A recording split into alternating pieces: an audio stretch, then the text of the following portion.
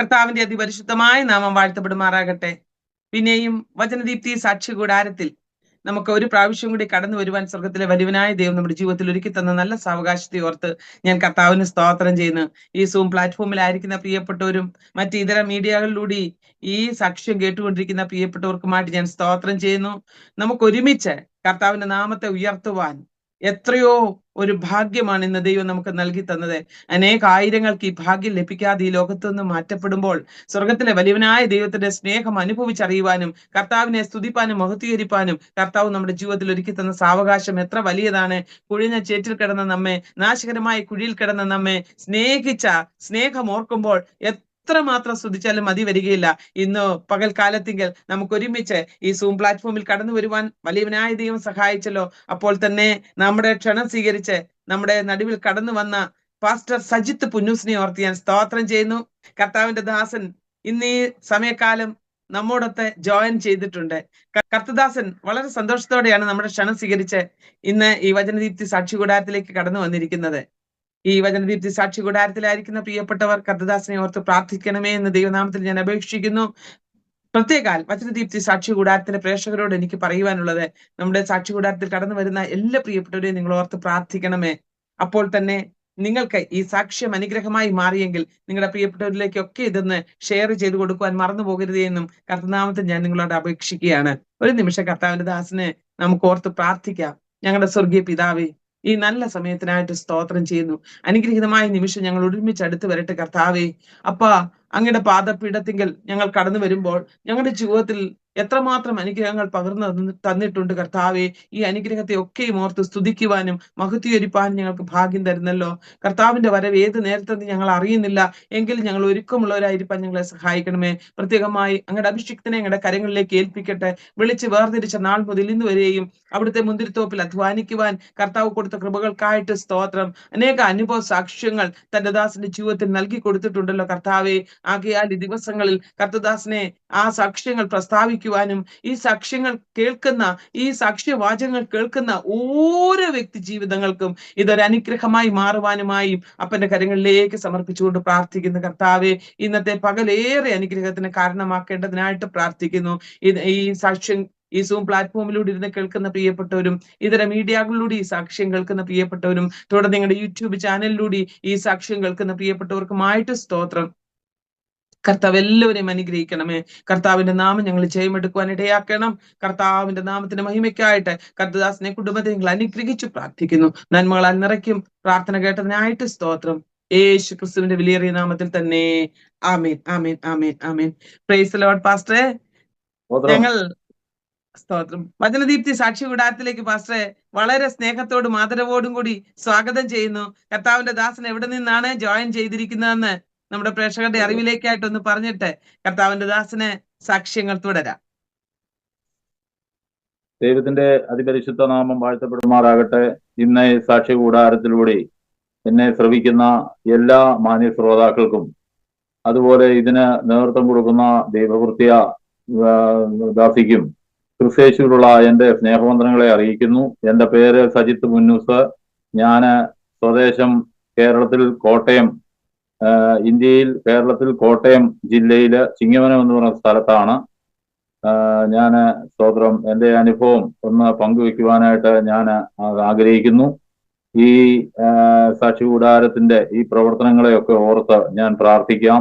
ദൈവം ഇത്രത്തോളം സഹായിച്ചല്ലോ, ദൈവം കരുതിയല്ലോ, അതിനായി ഞാൻ സ്തോത്രം ചെയ്യുന്നു. ഒരു പാട്ടിന്റെ ഒരു ഈരടി പാടി ഞാൻ എൻ്റെ സാക്ഷ്യത്തിലേക്ക് പ്രവേശിക്കുവാൻ ആഗ്രഹിക്കുകയാണ്.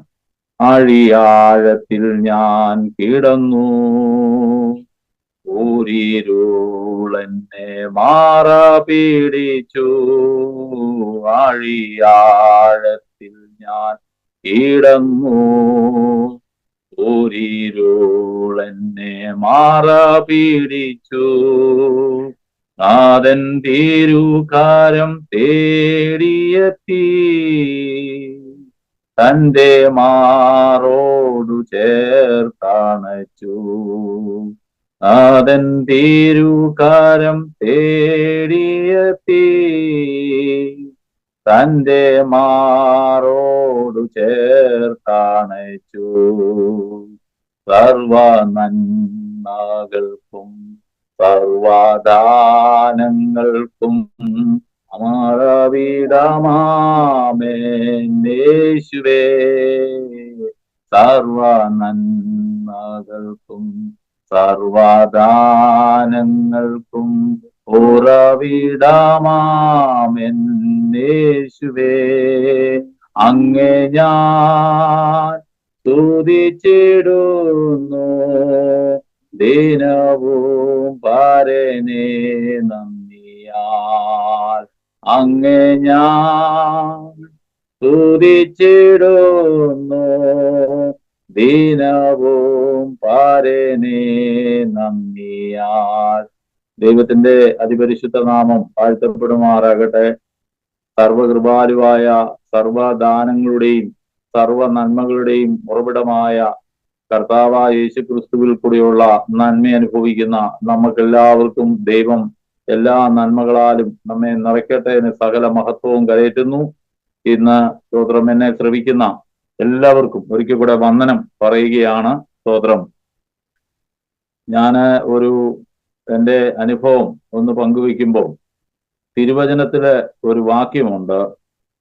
ഈ യോഹന്നാന്റെ സുവിശേഷത്തിൽ അതിന്റെ 8-ാമത്തെ അധ്യായത്തിന്റെ 31-ാമത്തെ വാക്യത്തിൽ ഇപ്രകാരം യേശു ക്രിസ്തു പറയുന്നുണ്ട്: സത്യം നിങ്ങൾ അറിയുകയും സത്യം നിങ്ങളെ സ്വതന്ത്രരാക്കും.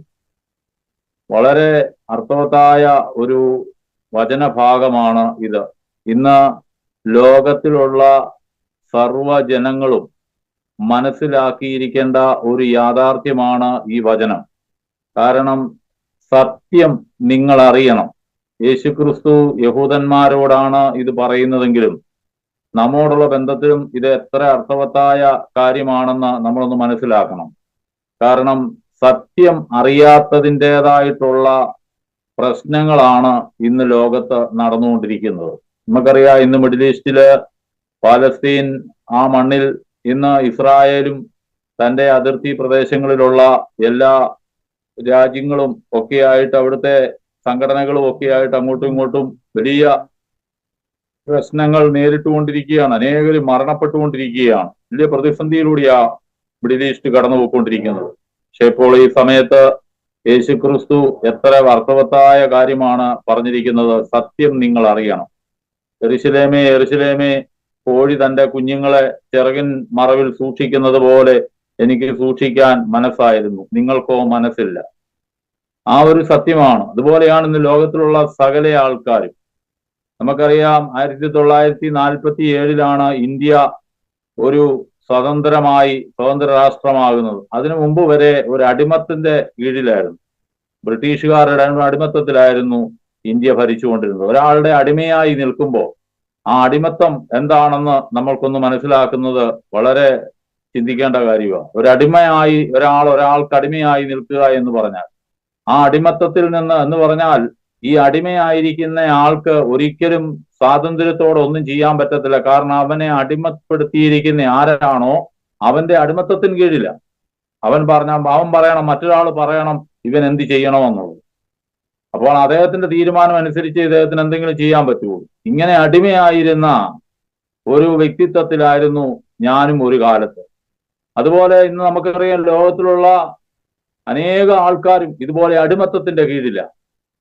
നമ്മള് ആ അടിമത്തത്തിൽ നിന്നാണ് ശരിക്കു പറഞ്ഞാൽ ഇന്ത്യയെ, ഭാരതത്തെ, അല്ലെങ്കിൽ ആ അടിമത്തത്തിൽ നിന്ന് മഹാത്മാഗാന്ധിയുടെ നേതൃത്വത്തിൽ വലിയ പ്രക്ഷോഭങ്ങൾ വിളിച്ചുകൂട്ടി വലിയ വലിയ സമരങ്ങളൊക്കെ പരിപാടികൾ ആഹ്വാനം ചെയ്ത് ബ്രിട്ടീഷുകാരോട് പൊരുതി ഒത്തിരി പേര് അതിന്റെ പേരിൽ മരണപ്പെട്ടിട്ടുണ്ട്, ഒത്തിരി പീഡ അനുഭവിച്ചിട്ടുണ്ട്. ഇന്ത്യ ഒരു സ്വതന്ത്ര രാഷ്ട്രമായി ഉടലെടുത്തു. അതുപോലെ നമ്മുടെ ജീവിതത്തിൽ നാമൊക്കെ ഓരോരുത്തരും ഇതുപോലെ ഒരു വലിയ അടിമത്തത്തിന്റെ കീഴിലാണ്. ഇന്ന് സമൂഹത്തിലേക്ക് നോക്കിയാൽ പലർക്കും പലതും ഉണ്ട്, പക്ഷെ അവരെല്ലാം ഒരു അടിമത്തത്തിന്റെ കീഴിൽ. ഇത് ആർക്കാണ് നമ്മൾ അടിമയായിരിക്കുന്നത്? ഏദൻ പർദീസായിൽ നിന്ന് യഹോവയായ ദൈവത്തിന്റെ സൃഷ്ടിപ്പിൽ നിന്ന ജനം ആ പൈശാചിക അല്ലെങ്കിൽ സാത്താന്റെ വാക്കുകളുടെ മുമ്പിൽ വിധേയപ്പെട്ടു കൊടുത്തതുകൊണ്ട് ആ ആദിയമ്മ മനുഷ്യനായിരുന്ന ആദാമും ഹവ്വായും ആ സാത്താൻ അടിമയായി വിധേയപ്പെടുവാൻ ഇടയായി തീർന്നു. ആ അടിമത്തത്തിൽ നിന്ന് കാൽവറി ക്രൂശിൽ വർഷങ്ങൾക്ക് ശേഷം കാൽവറി ക്രൂശിൽ പിതാവിന്റെ ലോകസ്ഥാപനത്തിന് മുമ്പേ ഉള്ള പദ്ധതി പ്രകാരം കാൽവറി ക്രൂശില് ഒരു വലിയ പരമയാഗം നടന്ന് ആ യാഗത്തിലൂടെ കർത്താവായ യേശു ക്രിസ്തുവിന്റെ രക്തത്താൽ നമ്മെ വിലയ്ക്ക് വാങ്ങി, നമ്മെ വീണ്ടെടുത്തു, നമ്മെ ആ അടിമത്തത്തിൽ നിന്ന് നമ്മൾക്ക് സ്വതന്ത്രം നൽകി. ആ സ്വാതന്ത്ര്യമാണ് ഇന്ന് ഞാനും നിങ്ങളും അനുഭവിക്കുന്നത്. ഇത് അനുഭവിക്കാത്ത അനേകരുണ്ട്. അതുകൊണ്ടാണ് എനിക്ക് ഈ സുവിശേഷം പറയാൻ ഭയങ്കര താല്പര്യമാണ്. കാരണം ഈ അടിമത്തത്തിൽ നിന്ന് പുറത്തു വരണം.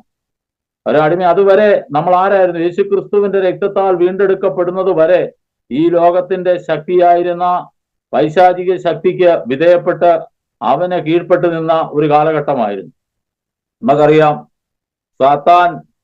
സാത്താനാണ് നമ്മെ ഭരിക്കുന്നതെങ്കിൽ അവന്റെ ഭരണത്തിന് കീഴിലായിരിക്കുന്ന ഒരു വ്യക്തിയെ സംബന്ധിച്ചിടത്തോളം അവരനുഭവിക്കുന്ന വേദന എന്നതാണെന്ന് വ്യക്തമായിട്ട് അറിയാവുന്ന ഒരു വ്യക്തിയാണ് ഞാനൊരു പാരമ്പര്യ ക്രൈസ്തവ കുടുംബത്തിലാണ് ജനിച്ചു വളർത്തപ്പെട്ടത്.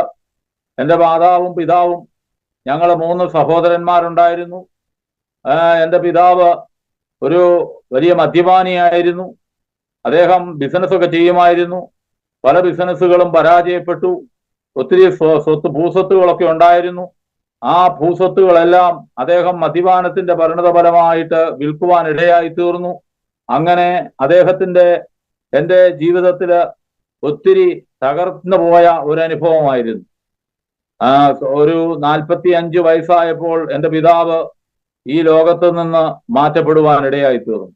ഞങ്ങളൊരു പാരമ്പര്യ ക്രൈസ്തവ കുടുംബത്തിലാണ് ജനിച്ചു വളർത്തപ്പെട്ടത്. ക്രിസ്തീയ പാരമ്പര്യമായിട്ടുള്ള ക്രിസ്തീയ ആചാര അനുഷ്ഠാനങ്ങളൊക്കെ പ്രമാണിക്കുന്നവരായിരുന്നു. പക്ഷെ എങ്കിലും എൻ്റെ പിതാവ് ഒരു മദ്യപാനിയൊക്കെ ആയിരുന്നു. എൻ്റെ 3 സഹോദരന്മാരാണ്. ഒരു സഹോദരൻ എൻ്റെ ചെറുപ്പത്തിൽ വെച്ച് തന്നെ അദ്ദേഹം ഇങ്ങനെ മരത്തിൽ നിന്ന് കാപറിക്കാനായിട്ട് കയറി തലയടിച്ച് വീണ് തലയിലെ ഞരമ്പ് പൊട്ടി അദ്ദേഹം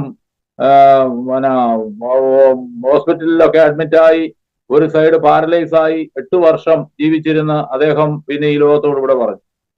മൂത്ത സഹോദരൻ വിശ്വാസ ജീവിതത്തിലൊക്കെ കടന്നു വന്ന് പിന്മാറിപ്പോയി. ഒത്തിരി പ്രത്യാഘാതങ്ങൾ ഞങ്ങളുടെ ജീവിതത്തിൽ നേരിട്ടു. ഞാൻ എങ്ങനെയെങ്കിലും ഒന്ന് രക്ഷപ്പെടണം എന്ന് ആഗ്രഹിക്കുമ്പോഴെല്ലാം ഞാൻ എത്ര കഷ്ടപ്പെട്ടിട്ടും അധ്വാനിച്ചിട്ടും എനിക്കൊന്നും നേടാൻ സാധിച്ചില്ല. ഒത്തിരി ഞാൻ പരിശ്രമിച്ചു. എൻ്റെ കുടുംബത്തിൽ എനിക്കൊന്ന് വളർന്ന് കയറി വരണം, സാമ്പത്തികമായിട്ടുള്ള ഒരു ഉയർച്ച പ്രാപിക്കണമെന്ന് ഒക്കെ ആഗ്രഹിച്ചിരുന്നു. പക്ഷെ ഒരിക്കലും എനിക്ക് വളരാൻ പറ്റിയില്ല. അങ്ങനെ ഞാൻ ശ്രമിക്കുമ്പോഴൊന്നും എനിക്ക് കയറി വരാൻ പറ്റാതെ വന്നപ്പോൾ ഒരു സുപ്രഭാതത്തിൽ ഈ ലോകത്തിന്റെ സുഖസൗകര്യങ്ങളിൽ എൻ്റെ പിതാവിന്റെ വഴി തന്നെ ഞാൻ തെരഞ്ഞെടുക്കുവാൻ ഇടയായി തീർന്നു. ഞാൻ മദ്യപാനമൊക്കെ ചെറിയ തോതിൽ തുടങ്ങിയെങ്കിലും മദ്യപാനത്തിനും പുകവലിക്കും മറ്റ് ദുർമാർഗങ്ങളിൽ കൂടെയൊക്കെ നടന്ന് ഈ ലോകത്തിന്റെ സുഖസൗകര്യങ്ങളിൽ കൂടെയൊക്കെ നടന്നുവെങ്കിലും അതിലൊക്കെയായിരുന്നു ഞാൻ സന്തോഷം കണ്ടെത്തിയിരുന്നത്. പക്ഷേ ആ സന്തോഷങ്ങളെല്ലാം എന്നെ കൊണ്ടെത്തിച്ചത് ഒരു നല്ല ചെയിൻ സ്മോക്കറായിട്ട് ഞാൻ മാറി. രാവിലെ നേരം വെളുത്ത് ഒരു മദ്യപാനം ഇല്ല എങ്കിൽ കൈ വിറയ്ക്കുന്ന ഒരു അനുഭവത്തിലേക്കൊക്കെ എന്നെ കൊണ്ടുവന്ന് എത്തിച്ചു. അങ്ങനെ ഈ ലോകത്ത് നിന്ന് ഞാൻ ഒരു സുപ്രഭാതത്തിൽ എനിക്ക് എൻ്റെ ജീവിതത്തിൽ തന്നെ എൻ്റെ ജീവിതത്തോട് തന്നെ എനിക്ക് വെറുപ്പ് തോന്നി. അങ്ങനെ ഞാൻ ഈ ലോകത്തിൽ അങ്ങനെ ജീവിച്ചിരിക്കുന്ന ഒരു സുപ്രഭാതത്തിലാണ് എൻ്റെ വീട്ടിൽ എനിക്ക് മദ്യം ഒക്കെ ലഭിക്കാതെ വന്ന സമയങ്ങളിൽ, അതുപോലെ സിഗരറ്റ് വലിക്കുമ്പോൾ ഒരു ചെയിൻ സ്മോക്കറാണെന്ന് ഞാൻ പറഞ്ഞിരുന്നല്ലോ, ഭയങ്കരമായി സിഗരറ്റ് വലിക്കുമായിരുന്നു. സിഗരറ്റ് മേടിക്കുവാനും മദ്യപിക്കുവാനും ഒന്നും എനിക്ക് പൈസ ഇല്ലാത്ത ഒരവസ്ഥകളിൽ ഞാൻ വന്നിട്ടുണ്ട്. അങ്ങനെയൊക്കെ ഒത്തിരി തകർന്നു പോയ ഒരു അനുഭവത്തിലാണ്. അവസാനം നിവൃത്തിയില്ലാതെ വന്നു കഴിഞ്ഞപ്പോൾ ഒരു സമയത്ത് ഞാൻ എൻ്റെ മാതാവിനെ കൊല്ലണമെന്നുള്ള ആ ഒരു ചിന്ത വരെ എൻ്റെ മനസ്സിൽ കയറി വന്നിട്ടുണ്ട്. അതിൻ്റെയൊക്കെ കുറ്റബോധം കാരണം ഒരു ദിവസം നേരം വെളുത്തപ്പോൾ ഞാൻ മരിക്കാനായിട്ട് തന്നെ തീരുമാനിച്ചു. ഇനി ഈ ലോകത്ത് എനിക്കൊരു ജീവിതം വേണ്ട എന്ന് തീരുമാനമെടുത്ത് ഞാൻ ഒരു റെയിൽവേ ട്രാക്കിൽ പോയി തലവെച്ച് ഈ ലോകത്തോട് വിട പറയുവാൻ ഞാൻ തീരുമാനമെടുത്തിരിക്കുന്ന സമയത്ത് ഞാൻ സേവിച്ചു നിൽക്കുന്ന പാരമ്പര്യമായിട്ട് ഞങ്ങൾ ഉൾപ്പെട്ട് നിൽക്കുന്ന ആ ഒരു ദൈവപുരുഷന്റെ ഒരു രൂപത്തിൽ ഒരു പടമുണ്ട്. ആ പടത്തെ നോക്കിക്കൊണ്ട് ഞാൻ ഇപ്രകാരം പറഞ്ഞു, ഈ ലോകത്ത് ഒരു ദൈവമുണ്ടോ എന്ന്. ഞാൻ അങ്ങനെ ഈ ലോകത്ത് ഒരു ദൈവമുണ്ടോ എന്ന് ചോദിക്കുന്ന മാത്രയില്ല ആ ചോദിച്ചതിന് ശേഷം ഞാൻ ഈ റെയിൽവേ പോയി തലവെച്ച് മരിക്കണമെന്ന് തീരുമാനമെടുത്തിരിക്കുമ്പോൾ എന്റെ വീട്ടിലേക്ക് ഒരു പാവപ്പെട്ട ഉപദേശി എന്റെ ഭവനത്തിൽ കടന്നു വരുവാൻ ഇടയായി തീർന്നു. ആ ദേവദാസൻ വന്ന് എന്നോട് ഒത്തിരി സുവിശേഷമൊക്കെ പറഞ്ഞുവെങ്കിലും ഞാൻ അതിനൊന്നും കാതു കൊടുത്തില്ല. എങ്കിലും അദ്ദേഹം എന്നോട് പറഞ്ഞു, ഞാൻ താങ്കൾക്ക് വേണ്ടി ഒന്ന് പ്രാർത്ഥിക്കാമെന്ന് പറഞ്ഞു. ഞാൻ പറഞ്ഞു, ശരി, പ്രാർത്ഥിച്ചോളാൻ പറഞ്ഞു. പ്രാർത്ഥിക്കുമ്പോൾ എൻ്റെ അകത്ത് ആരോ ഒരാൾ പറയുന്നു, നീ ഇവന്റെ കൂടെ ഒന്ന് പോയി നോക്കാൻ. ആ ശബ്ദമാണ് എന്നെ ഇന്ന് നിങ്ങളുടെ മുമ്പിൽ, ഈ സാക്ഷി കൂടാരത്തിന് മുമ്പിൽ എന്നെ നിർത്തിയിരിക്കുന്നത്. അന്ന് ഞാൻ അവിടെ വെച്ച് തീരുമാനമെടുത്തു.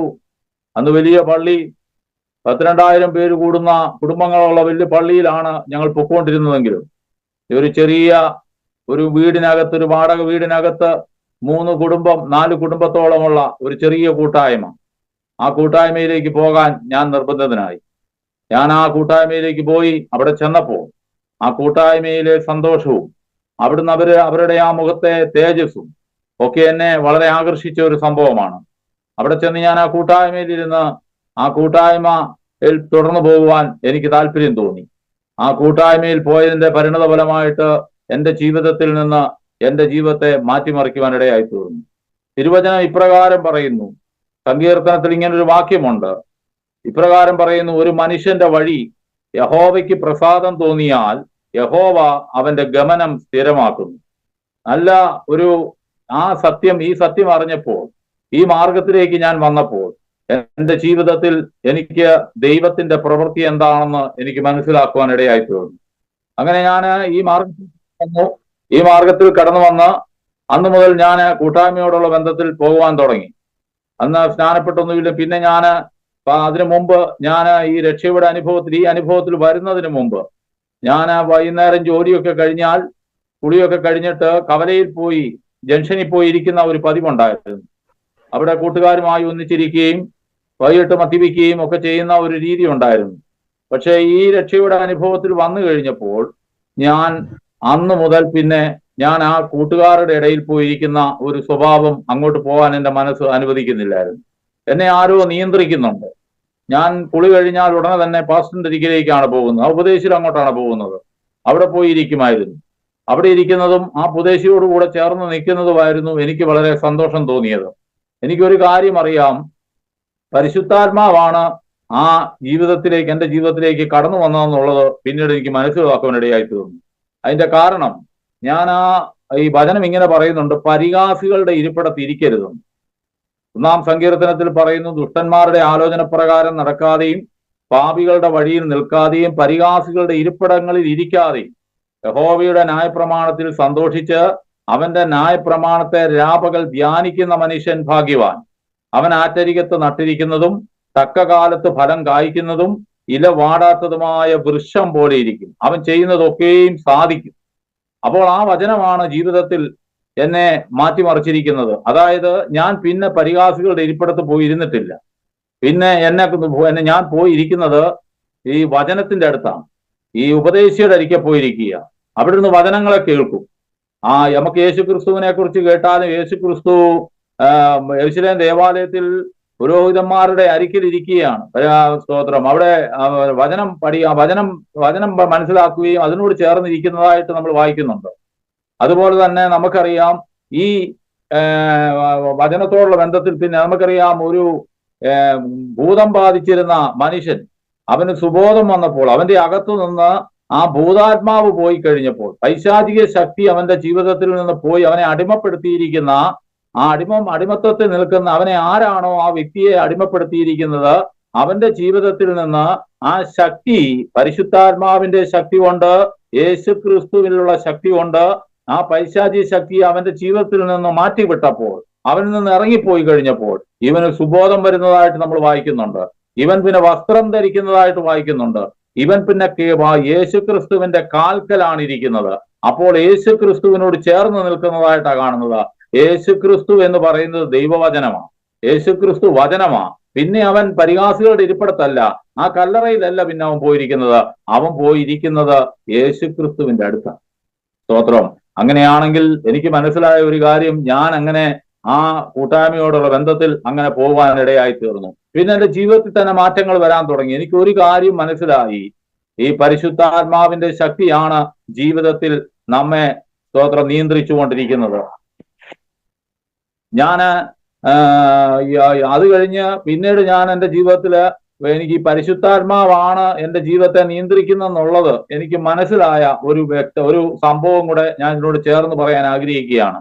ഞാൻ ഒരിക്കൽ എൻ്റെ വീട്ടില് ആരുമില്ലാഞ്ഞ സമയത്ത് ഞാൻ ഒരു വീട്ടിലിങ്ങനെ ഇരിക്കുമ്പോൾ അത് കഴിഞ്ഞ് ഞാൻ സ്നാനപ്പെട്ടൊക്കെ കഴിഞ്ഞ് ഒരിക്കൽ വന്ന് വിവാഹിതനായിട്ടില്ല, ഞാനിങ്ങനെ ഒറ്റയ്ക്ക് എൻ്റെ വീട്ടിലിരിക്കുമ്പോൾ എൻ്റെ മനസ്സിൽ ചെറിയ ചിന്തകളൊക്കെ വന്നു, ഒരു ടെൻഷനൊക്കെ പോലെ വന്നു.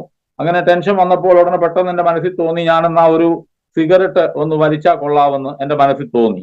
അതെന്റെ ജഡത്തിന്റെ ചിന്തയാണ്. അപ്പോൾ ഞാൻ ആ ജഡത്തിന്റെ ചിന്ത അങ്ങനെ വന്നപ്പോൾ ഞാൻ പോയി ഒരു സിഗരറ്റൊക്കെ മേടിച്ചു, ബാത്റൂമിൽ വന്നൊന്ന് വലിക്കാനായിട്ട് തീരുമാനമെടുത്തു. അങ്ങനെ വലിക്കാൻ തീരുമാനമെടുത്ത് ഞാനൊന്ന് കത്തിച്ചപ്പോൾ എനിക്ക് വലിക്കാൻ പറ്റിയില്ല. എന്നെ ആകെ കിടന്ന് എന്തോ ഒരു ഭയങ്കര ഭയം, എന്റെ അകത്ത് ഭയങ്കര ഭയം, എന്നെ അങ്ങ് വെട്ടി വേർക്കുകയാണ്. എനിക്ക് ഭയങ്കര ബുദ്ധിമുട്ട് പോലെ തോന്നി. ഞാൻ ഒരു പഫ് പോലും അതിനകത്ത് എടുത്തില്ല. ഞാനത് ചവിട്ടി കെടുത്തിയിട്ട് ഞാൻ ഓടി പാസ്റ്ററിന്റെ അരികെ പോയി, ഉപദേശരുടെ അരികെ പോയി. അവിടെ ചെന്ന് ഞാൻ അദ്ദേഹത്തോട് പറഞ്ഞു, ഞാൻ തെറ്റിപ്പോയി എന്ന് പറഞ്ഞു. ഞാൻ അദ്ദേഹത്തോട് പറഞ്ഞപ്പോൾ അദ്ദേഹം പറഞ്ഞു, ഞാൻ വിവരങ്ങളൊക്കെ പറഞ്ഞപ്പോൾ അദ്ദേഹം എന്നോട് പറഞ്ഞു, ദൈവത്തോട് ക്ഷമ ചോദിക്കാൻ പറഞ്ഞു. ഞാൻ പറഞ്ഞതിന്റെ കാരണം എന്തെന്ന് ചോദിച്ചു കഴിഞ്ഞാൽ, അപ്പോൾ ഒരു കാര്യം എനിക്ക് ഉറപ്പായി, അതിനു മുമ്പ് വരെ ഈ രക്ഷയുടെ അനുഭവത്തിൽ വരുന്നത് വരെ എത്ര സിഗരറ്റ് വലിച്ചാലും എന്തൊക്കെ തെറ്റ് ചെയ്താലും അകത്തൊരു കുറ്റബോധം എനിക്ക് തോന്നുകയില്ലായിരുന്നു. പക്ഷെ അത് കിട്ടിയില്ലെങ്കിലേ എനിക്ക് ഭാരമുണ്ടായിരുന്നുള്ളൂ. ആ നിമിഷം, അതായത് ഈ രക്ഷയുടെ അനുഭവത്തിൽ വന്നു കഴിഞ്ഞ് അങ്ങനെ എന്താണ് എൻ്റെ ജീവിതത്തിൽ സംഭവിച്ചെന്നുള്ളത് ഞാൻ ചിന്തിക്കാൻ തുടങ്ങി.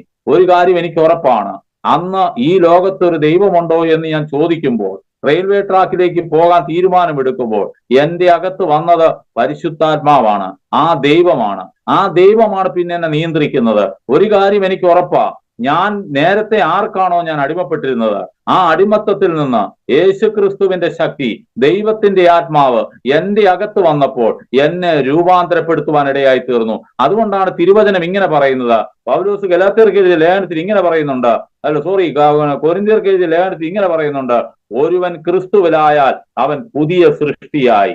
അങ്ങനെയാണെങ്കിൽ ഒരുവൻ ക്രിസ്തുവിലാകുമ്പോൾ, ഒരുവനിൽ പരിശുദ്ധാത്മാവ് വരുമ്പോൾ, ഒരുവന്റെ ജീവിതത്തിൽ ദൈവം പ്രവർത്തിക്കുമ്പോൾ, ദൈവത്തിന്റെ ആത്മാവ് വരുമ്പോൾ, ഒരു കാര്യം ഉറപ്പാ, നീ എത്ര കല്ലറയ്ക്കകത്ത് കിടന്നാലും, നീ എത്ര വസ്ത്രം ധരിക്കാത്തവനായിരുന്നാലും, നിന്നെ സ്തോത്രം നീ എത്ര നിന്നെ തന്നെ ഉപദ്രവിക്കുന്നവനായിരുന്നാലും, ഒരു കാര്യം ഉറപ്പാ, നീ സ്തോത്രം ഈ പരിശുദ്ധാത്മാവിന്റെ ശക്തി, യേശുവിന്റെ ശക്തി വരുമ്പോൾ നിന്റെ അകത്തുള്ള, നിന്നെ ഭരിച്ചുകൊണ്ടിരിക്കുന്ന, നിന്നെ അടിമത്തത്തിലാക്കി വെച്ചിരിക്കുന്ന ആ അന്ധകാര ശക്തിയെ യേശുവിന്റെ ശക്തി വന്ന് തട്ടി മാറ്റിയിട്ട് നിന്റെ ജീവിതത്തെ സ്വതന്ത്രനാക്കി യേശു വിടുമ്പോൾ നിന്റെ ജീവിതം ഒരു ക്രിസ്തുവിലുള്ള ഒരു പുതിയ സൃഷ്ടിത്വത്തിന് ഉത്തരവാദിയായി മാറും. നീ ഒരു സൃഷ്ടിയായി മാറും, നീ ഒരു പുതിയ മനുഷ്യനായി മാറും. ഇതാ സകലതും പുതുതായി തീർന്നിരിക്കുന്നു, പഴയത് കഴിഞ്ഞുപോയി. പിന്നെ നമുക്ക് ആ ഒരു മനുഷ്യനെ നോക്കിയാൽ ആ മനുഷ്യൻ പിന്നെ കല്ലറയ്ക്കിൽ കിടക്കുന്നതായിട്ട് കാണുന്നില്ല, അവൻ വസ്ത്രം ധരിക്കാതെ നടക്കുന്നതായി കാണുന്നില്ല. അവന്റെ ജീവിതത്തെ മുഴുവൻ ടോട്ടലി ചേഞ്ച് ആക്കി മാറ്റുന്ന ഒരു അനുഭവമാണ് നമ്മൾ പിന്നെ കാണുന്നത്. പിന്നെ അവന്റെ ഗമനങ്ങളെല്ലാം അത് സ്ഥിരതയോടെയുള്ള ഗമനങ്ങളാ. പിന്നെ അവനെ കൺട്രോൾ ചെയ്യുന്നത് അവനല്ല. കൊരിന്ത്യ സഭയോട് പൗലോസ് പറയുമ്പോൾ ഇങ്ങനെ പറയുന്നുണ്ട്, ഇനി നിങ്ങൾ താന്താങ്ങൾക്കുള്ളവരല്ല, നിങ്ങൾ ദൈവത്തിന്റെ മന്ദിരമെന്നും ദൈവത്തിന്റെ ആത്മാവ് നിങ്ങളിൽ വസിക്കുന്നുവെന്നും നിങ്ങൾ അറിയുന്നുള്ളയോ? നിങ്ങളെ വിലയ്ക്ക് വാങ്ങിയിരിക്കുകയാണ്. യേശുക്രിസ്തു നിങ്ങളെ വിലയ്ക്ക് വാങ്ങിയാൽ പിന്നെ നിങ്ങൾ യേശുക്രിസ്തുവിൻ്റെതാ. പിന്നെ യേശുക്രിസ്തുവാണ് നിങ്ങളെ നിയന്ത്രിക്കുന്നത്, നിങ്ങളല്ല നിങ്ങളെ നിയന്ത്രിക്കുന്നത്. യേശുക്രിസ്തു അരുത് എന്ന പോകേണ്ടുന്ന പാത നിങ്ങൾ അത് വചനം ഇങ്ങനെ പറയുന്നുണ്ട്, സ്തോത്രം, ഞാൻ നിന്റെ മേൽ ദൃഷ്ടി വെച്ച് നിന്നെ ആലോചന പറഞ്ഞ് നടത്തും.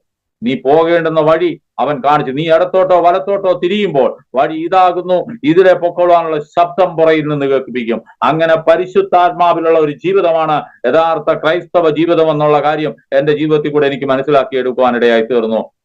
ഈ രക്ഷയുടെ അനുഭവത്തിൽ വരുന്നതിന് മുമ്പുള്ള എന്റെ ജീവിത ചരിത്രവും ഞാൻ ഈ രക്ഷയുടെ അനുഭവത്തിൽ വന്നു ചെയ്തതിനു ശേഷം ഞാൻ എന്റെ ജീവിതവും കൂടെ പരിശോധിച്ചപ്പോൾ എനിക്ക് മനസ്സിലായ ഒരു കാര്യം ഉറപ്പാണ്. നമ്മൾ പാരമ്പര്യമായി പറയുന്ന ഒരു ക്രൈസ്തവ സമൂഹം, ഞാൻ ഒരു ക്രിസ്തീയ കുടുംബത്തിൽ ജനിച്ചതുകൊണ്ടോ, ക്രിസ്തീയ കുടുംബത്തിൽ വളർന്നതുകൊണ്ടോ, ഒരു ക്രിസ്ത്യാനിയായി നടന്നതുകൊണ്ടോ യാതൊരു പ്രയോജനവുമില്ല. ഒരു കാര്യം ഉറപ്പാ, ഒരുവൻ ക്രിസ്തുവിലായാൽ അവൻ പുതിയ സൃഷ്ടിയായി മാറണം. ജീവിതത്തിൽ പരിശുദ്ധാത്മാവ് നമ്മുടെ ജീവിതത്തിൽ, നമ്മുടെ ഈ പ്ലാറ്റ്ഫോം ആകുന്ന, നമ്മുടെ ഈ മൺകൂടാരമാകുന്ന, നമ്മുടെ ഈ ശരീരത്തിനകത്താണ് പരിശുദ്ധാത്മാവ് വരേണ്ടത്. ആ പരിശുദ്ധാത്മാവിന്റെ ശക്തി വരുമ്പോൾ നമുക്ക് രൂപാന്തരം ദൈവം ചെയ്യും. കാരണം നമുക്ക് പറ്റത്തില്ല സ്വയത്തിൽ ഒരിക്കലും മാറാനായിട്ട്. സ്വയമായിട്ട് നമ്മൾ തീരുമാനിച്ചു. എനിക്കറിയാം, ഞാൻ ഈ രക്ഷയുടെ അനുഭവത്തിൽ വരുന്നതിന് മുമ്പ് പല ആവർത്തി എന്റെ അമ്മയുടെ വേദന കൊണ്ടാണ് പല ആവർത്തി ഞാൻ ആഗ്രഹിച്ചിട്ടുണ്ട് ഈ സിഗരറ്റ് വലിയും മദ്യപാനും ഒക്കെ ഒന്ന് നിർത്തിയിട്ട് നേരെ ചൊവ്വയൊക്കെ ഒന്ന് ജീവിക്കണം. ഞാനും എന്റെ കൂട്ടുകാരും കൂടി ഓരോ ന്യൂ ഇയറിനും ഞങ്ങൾ തീരുമാനമെടുക്കും, ഈ പുതുവത്സരത്തിൽ 1-ാം തീയതി മുതൽ നമ്മൾ ഇനി മുതൽ കുടിക്കത്തില്ല എന്ന്. പക്ഷെ ഒരു 3 ദിവസം 4 ദിവസം അങ്ങേയറ്റം വന്ന ഒരാഴ്ച അതിനപ്പുറത്തോട്ട് പോകത്തില്ല. വീണ്ടും നമ്മൾ കുടിയെ തുടങ്ങും, വീണ്ടും നമ്മൾ സിഗരറ്റ് വലിക്കും.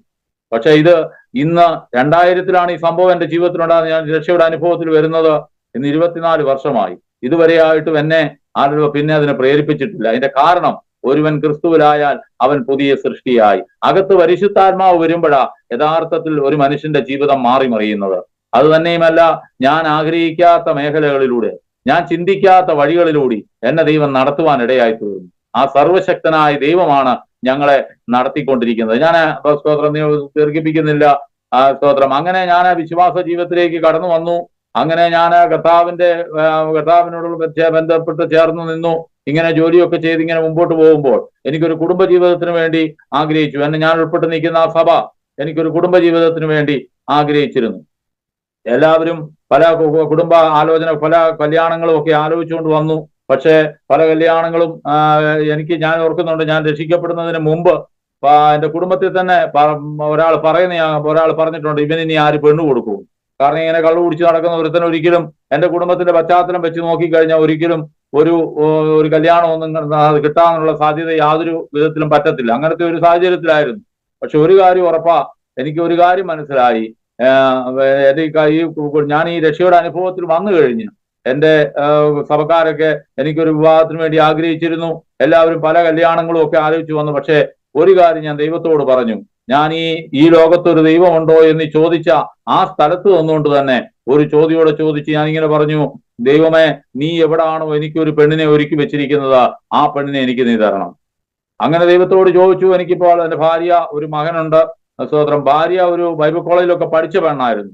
അപ്പോൾ ഞാൻ ദൈവത്തോട് ചോദിച്ചിട്ടുണ്ട്, ഈ ബൈബിൾ കോളേജിൽ പഠിച്ച പെണ്ണിനെ എനിക്കെന്തിനാ? അവളെ ഏതെങ്കിലും ഒരു പാസ്റ്ററല്ലേ കെട്ടേണ്ടത്, ഞാനൊരു ജോലിക്കാരനല്ലേ. പക്ഷെ ഒരു കാര്യം എനിക്കറിയാം, നിങ്ങളുടെ വിചാരങ്ങളല്ല എന്റെ വിചാരങ്ങൾ, നിങ്ങളുടെ വഴികളല്ല എന്റെ വഴികളെന്ന് യഹോവ അരുളി ചെയ്യുന്നു. യെശയ്യാവിന്റെ പുസ്തകത്തിൽ നമ്മൾ വായിക്കുന്നുണ്ട്, നിങ്ങളുടെ വഴികളല്ല എന്റെ വഴികളെന്നും നിങ്ങളുടെ വിചാരങ്ങളല്ല എന്റെ വിചാരങ്ങളെന്നും കർത്താവായ യഹോവ അരുളി ചെയ്യുന്നെങ്കിൽ ഒരു കാര്യം ഉറപ്പാ, ഞാനും ഒരു പാസ്റ്റർ ആകണമെന്നുള്ളത് ദൈവത്തിന്റെ ലോക സ്ഥാപനത്തിന് മുമ്പേ ഉള്ള ഒരു പദ്ധതിയായിരുന്നു. ആ പ്ലാനാണ് ദൈവത്തിന്റെ പ്ലാൻ. ആ പ്ലാനിനനുസരിച്ച് അനുയോജ്യമായിട്ടുള്ള രീതിയിലാണ് ദൈവം ഓരോ കാര്യങ്ങളും നമ്മുടെ ജീവിതത്തിൽ ക്രമീകരിക്കുന്നത്.